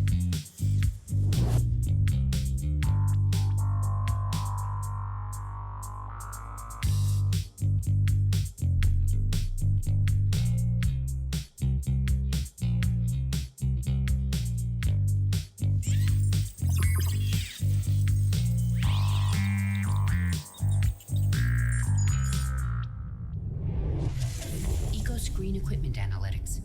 Stay transparent. Stay efficient. So this is far from science fiction. This is reality. Actually, we are implementing this project in as I mentioned, in almost 200 plants across the globe. It's actually edge analytics combined with the cloud platform, so it's hybrid architecture, and it's a very efficient project. So now I would like to introduce you Aaron from Stanley Black & Decker, Aaron Brown, who would like to... Hi, Bernd. Great to have you here. Yeah. Thank you for having me. It's a pleasure to be here today. It's a pleasure. So Aaron would like to talk to you about a project he's doing based also on our technology for Stanley. Thank you, Bernd. So I want to show you our playground. I lead the digital innovation team here at Stanley Infrastructure. We make equipment like this, large, heavy mounted attachments. These are tools that build the world. Stanley Hydraulics is one of the largest manufacturers of mounted attachments globally, and our customers typically use it in applications like this: demolishing buildings and nuclear power plants, working on military sites, demolishing sports stadiums and in scrapyards. The environment is extremely abusive. And, when I joined Stanley, I met with one of our largest dealers in North America. He said to me, "Aaron, we go to war every day." That probably sounded better with his accent than my Australian accent, but the impact that that had on me at that point in time, he's right. You look at this application, it's brutal. This equipment requires a significant amount of maintenance, and downtime runs this industry at $2,000 an hour, right? These machines are very productive, but as soon as they stop working, it starts to cost our customers significant amounts of money. So we saw an opportunity here to drive a lot of customer value by capturing data at the point of work. So we created Insight. Insight is a program that allows us to drive customer value based on data at the point of work. We released Insight in January this year, so it's only been out there for about 4.5 months. We've already had a significant impact in the market with this program. We've seen some astounding results. It's been fantastic, actually. Machine optimization is a huge part of our tool. So we make the attachment, this mounts onto an excavator or a carrier, and that provides the hydraulic energy, the power, to make our tools work. If the pressures and flow rates and other aspects of that machine aren't appropriately configured, our machine either doesn't perform optimally or we could potentially damage it, things like seals. And so in most of our installs, we had Insight commissioned into. We were actually able to add value immediately by helping our customers optimize machine setup and efficiency. For the first time now, our customers can see data at the point of work and really harness that. They used to look out the window and say, yeah, I think it's working today, maybe it's doing 8 hours, when in reality, maybe it's only actually getting 4 hours of productive work. So we built out machine learning models to classify what are the activities this machine is performing. Again, data at the point of work. We're able to give them insights for the first time into how much time is my machine spending cutting and moving and doing productive activities versus just sitting idle or moving around the yard. We allow them to subdivide that data in intervals so they can track different jobs, different environments, seasonality, or even personnel differences. And tying into that, the machine learning models give our customers real insights into predictive analytics. So we've already had instances where we've detected configuration problems or maintenance issues with our machine learning models. It's been really powerful. And remote diagnostics. We have a professional service team that we will fly in and help support customers on site. But inevitably, these pieces of equipment are often located in very remote or hard to get to places. And so when the machines go down, it costs our customers a lot of money. So being able to remotely diagnose the problem from our workshop, from our hotel, wherever we're located at that point in time, has been really powerful for our customers, again, to get them up and running as quickly as possible. We've got many examples of how we've saved our customers downtime. I think a couple of powerful ones I wanted to share with you today. We had one customer, a demolition customer. They had the machine set up, everything looked fantastic, we're all good to go. They took the machine out to the job site, they were demolishing a very large building, and about 4 hours into the job, suddenly pressure started spiking off the charts. What's going on here? The customer didn't even realize this had happened. We got the alert, we got the alarm from the Cumulocity streaming engine. Our technicians looked at it, and we said, this is not good. So we got on site, we got a service personnel out there within a day, and we actually diagnosed that problem. It turned out to be a simple nut. This nut that was setting the pressure came unscrewed during operation. It wasn't tightened up. And as a result, that customer probably would have seen a warranty problem. They would have also been very upset with us, saying, hey, what's happened to your equipment? It's brand new, it's been operating for a few days and it broke, when in fact it was actually a machine setup problem. That's really powerful for us. It really resonated with the customer to be able to see a problem resolved before they're even aware of it. That doesn't normally happen. We've had situations with predictive analytic models where we've identified that the machine tolerances were starting to actually move out. These machines, believe it or not, they're actually very precise machines. High precision between the blades, for instance. And as a result, when those blades start to wear or start to open up, we start to have problems. It draws material in and starts to jam. The machine slows down and productivity drops. We're able to identify this problem for the customer remotely. We're able to recommend a course of action, have them resolved. Again, we're able to intersect a downtime event, and we're actually able to help them lift their productivity. Fantastic outcome, very happy customer, and so forth. So as we roll Insight out over the coming year, we expect more of these great stories, and it really shows the power of data at the point of work. Our customers consume the product in a couple of different ways. We have on the right-hand side here a mobile app. This gives our customers summary, high-level data. So we give them things like history data, productivity, interval tracking, location, service, and so forth. On the left-hand side here, we've got a deeper data set that we provide via a web portal. This is actually powered and underpinned by Cumulosity, this piece. Our hydraulic technicians, particularly as part of our dealer network, they're like doctors. They can look at these pressure waveforms, these squiggly graphs, and like a doctor looks at an ECG, they can determine, hey, there's actually a machine problem here. I can take a preemptive step and do something about it. Or I've got the customer on the phone, he's complaining about a problem, I can jump on the web portal and immediately diagnose it. It's powerful stuff. So with Cumulosity here, we've been able to quickly and rapidly build out this. We can go and show the customer historical data so they can go back in time and look at what are the events that led up to that machine problem. We can store things like shear properties, we can store things like machine properties, service intervals, manage users, and a whole host of other things. So we launched this product in 9 months. It's pretty fast. We could only do that because we harnessed the power of the Cumulosity platform. Cumulosity allowed us to focus on the value add. So thank you, Bert. The value add for our customers was machine learning models. What's my shear doing today? Predictive analytics, remote diagnostics, visualization, dashboards. We were able to focus on the top layer and build out that stack to enable our customers to have a solution that would have been taken us probably years to develop. And so we built out a horizontal stack and a solution that not only can we take into our first set of products, we intend to scale across our whole entire business. We are the largest manufacturer of hydraulic attachments, so we've got a lot of different things to actually instantiate Insight into. So we're very excited about the future of Insight and Cumulosity. And again, thank you, Bernd. It was my pleasure to present today, and I appreciate you having me. Thank you very much. It's a very exciting project, and so I like especially the concept how you presented here, because that's really an important part to focus on where it really matters, the strategic areas, how you can differentiate rather than re-engineering the whole software stack. Yes. There's no point in doing that anymore. Absolutely. Yeah. Okay, thank you very much. Thank you, Ben. Okay, very good. So I would like to, thanks again, Aaron. It's up, yeah. So I'd like to sum up then the short presentation. So what you have seen is, I guess we all feel the same. We are impacted by IoT massively, private life, professional life. There's a tsunami happening.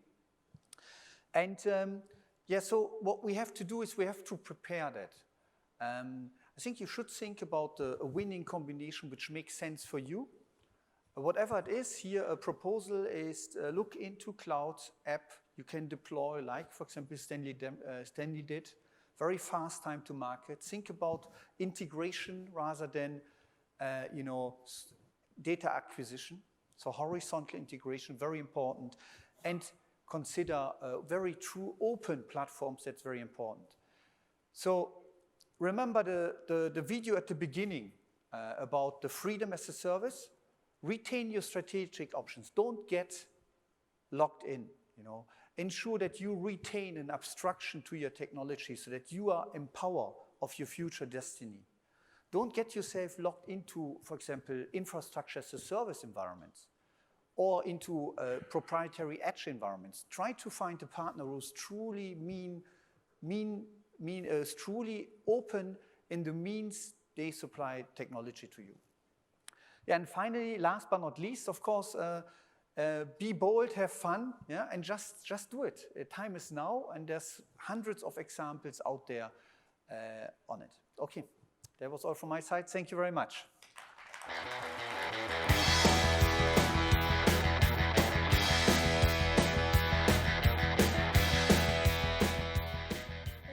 Now I'd like to welcome Barbara Humpton. Barbara is the CEO of Siemens USA, where she guides the company's strategy and engagement in serving the company's largest market. It has more than 50,000 employees and over $23 billion in revenue and $5 billion in annual reports. Welcome, Barbara.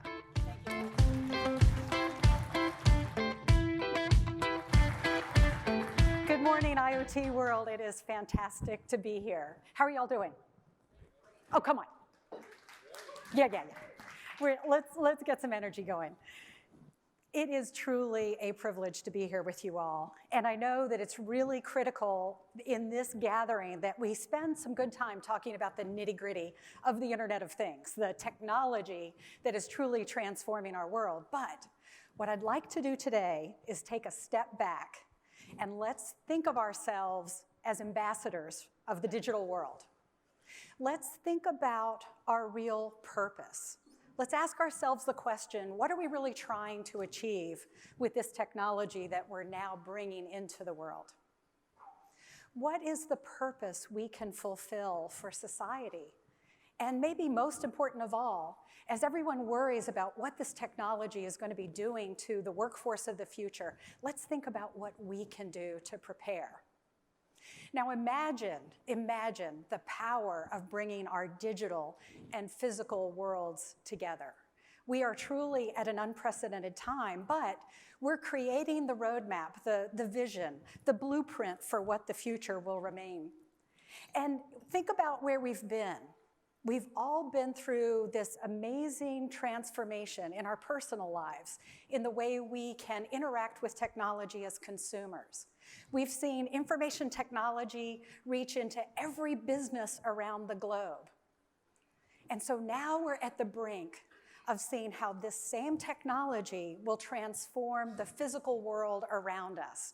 We've been waiting for this moment to arrive, and the waiting is finally over. Our opportunity is here, and working together, we will change the world. Let me take you back, though, to when I started my career in 1983 as a programmer. I joined IBM right out of college. I'd been a math major. In fact, back then, there was no computer science major. My job was to come to IBM and first learn. IBM offered a 6-week training program to take mathematics majors like myself and turn us into these new computer programmers. And the work we were doing was absolutely critical to national security and even, I'll say, to global security.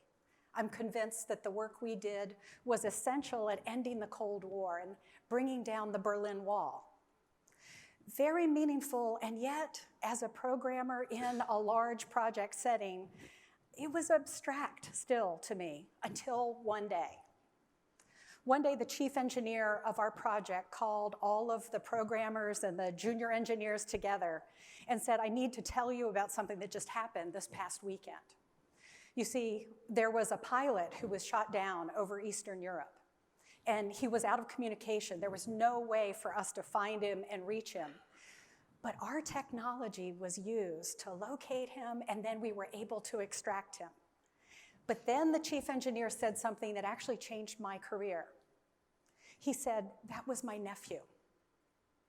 That was my nephew. And for me, it was that moment that made me realize this is not abstract technology that we're working on. This technology that we hold in our hands is capable of affecting lives, affecting families, affecting society. My parents used to ask me when I was going back to graduate school so that I could become a college professor like them. And I'll tell you, they finally stopped asking. My answer to them was, I'm having so much fun. For the decades that followed, being involved in the global positioning system, in border security, in bringing biometric identification to the needs of federal law enforcement, these were things I was passionate about. And indeed, I found my next level of passion with Siemens, where we've been working on the physical world. For over 170 years, Siemens has been an expert in creating the very technology that has brought us to this moment. Generating power, bringing communications, enabling people across the globe to connect and bring new capabilities to life, the industrial revolutions that we just heard Bask talking about a little while ago. That's where Siemens has put our effort. And now, today, we're in the industrial Internet of Things. But let's not forget this moment. Many of us in the room, I'm guessing that everybody in this room remembers when the iPhone was introduced. Steve Jobs says every once in a while a product comes along that revolutionizes everything. This is one of those moments. But if you've read Tom Friedman's Thank You for Being Late, you know the story. This was the culmination of decades of technological advancements all coming together into this moment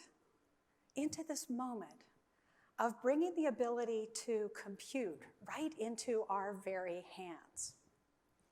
Now, what's fascinating is that in parallel with this moment, at Siemens, we were making our first acquisition that would enable us to bring the digital twin to life.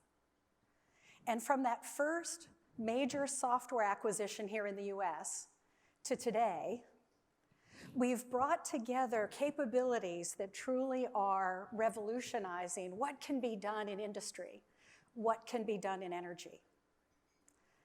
These technologies we hold in our hands today are the powerful tools we bring as ambassadors into this world. So let me give you an example. We've already heard from the mayor, not the mayor, our chief technologist from Las Vegas. We've seen the fantastic work that's being done with cities. You may know that Siemens is today working with more than 100 cities around the globe. Here in the US, we meet with teams from cities, and instead of coming with a catalog full of products, we're coming with a question. How can we help you? And what we're hearing back from cities is really important asks. Questions like, how can I reduce carbon emissions? How can I improve air quality? How can I make my transportation systems more effective and efficient for my residents? In fact, what's going on today is a war for talent among communities across the US. Every community is asking itself, what do I need to offer in order to attract the kind of digital talent that's going to fuel my economy and create a better future for all of us? Well, what we do as Siemens is sit down with these community leaders with something we call the City Performance Tool. With the City Performance Tool, we're able to look at a city's own data and begin to ask the questions about what changes would we need to make. Now, it's interesting because you would think that as we sit and look at these things, we'd wring our hands and say, there are so many dependencies, so many things have to be developed for the future. But in fact, what we're finding is the technologies exist today. Think about e-mobility, the fact that we're bringing more and more forms of transportation into electric power. Everything from personal vehicles to buses, and I'll tell you, everybody, watch this space because electric propulsion for aviation is right around the corner. It's going to be a game changer for how our cities work and how clean our air will be in the future. But in order to do that, we also need to modernize the grid. Utilities are having to bring charging capabilities online. Then we get into the factories themselves and the industry that is being followed by many of these cities. And what you'll discover is that the technology that enables us to connect all of these capabilities is going to help us then envision that brighter future for the community. As ambassadors, this is what we're bringing to the world today. But how are we going to do it? Think about our consulates. And I'll ask you to do this. While we dream big, start small. Start small, but then get ready to scale. This is unlike any other revolution that we've gone through before.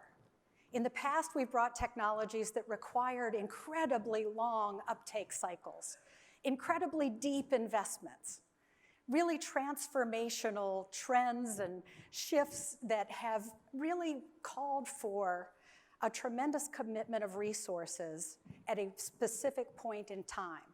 That's not the way this revolution is going to flow. The way this revolution starts is with people making decisions first to start using their data. The data of all of our operational technology is cash in the attic. It's waiting to be exploited to help us understand how we can improve our operations. Take that data, bring it together into a cloud, enable it on an operating system like MindSphere, apply applications, bring augmented intelligence, use all the machine learning capabilities that we have today, and now we can begin to answer new questions. Now at Siemens, we've chosen to do this through MindSphere application centers, and we have 8 of them across the US here. And why do you need a physical location in a digital world? Because this is not just an issue about technology. You've been hearing about that all morning. This is an issue about people.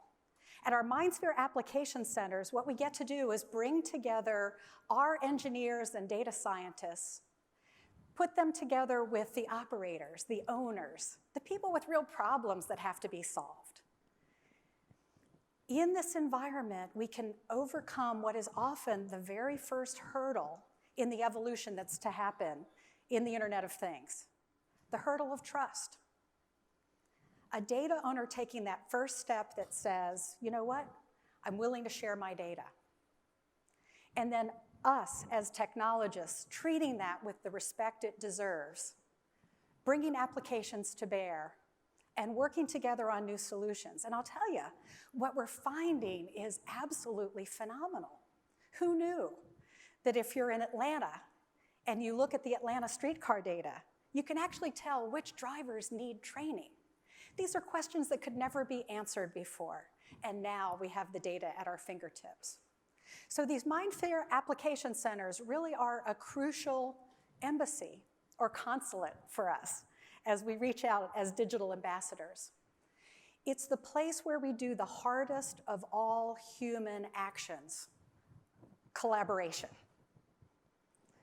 Technologists and users coming together and working together on a common framework. Now, this is absolutely all about people.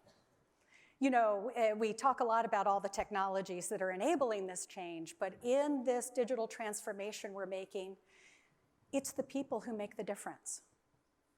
It's the people who build and improve and fix and operate our operational technology who are really driving the transformation that's going on. And what is that transformation? Is this something to fear? I'm here to tell you it is not. Bask was showing us earlier the history of humanity, and I loved that graphic because from the first time a human picked up a rock and used it as a tool, tools have elevated the role of the human. And today, here we are at a juncture where it's no different at all. Yes, we have really cool tools now, but what we're doing is not replacing the human. What we're doing is expanding what's humanly possible. Think about in healthcare. This new technology is going to help us with diagnosis. It's going to help us with treatment, but only a human can provide the care. This is the transformation we're in the midst of.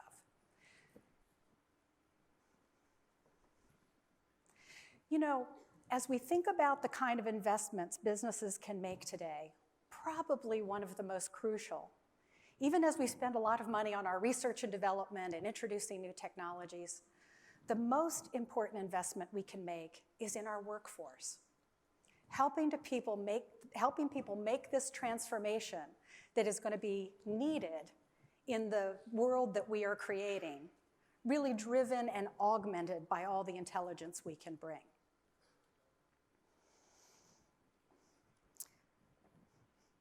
These are interesting times because there is a lot of fear about what will be done next, but I'll take us back to 1983. When IBM chose to create a training program, because there was no such thing as this computer programming major that I could have taken. When IBM chose to provide training for me, that created a moment that changed my life. And now here I am at Siemens, and I have this platform. And what I'd like to do now is encourage everyone here to think about how to train the future workers of tomorrow. Don't wait for talent to come to you. Reach out into your organizations, reach out into your communities, and draw that talent in and create those training opportunities.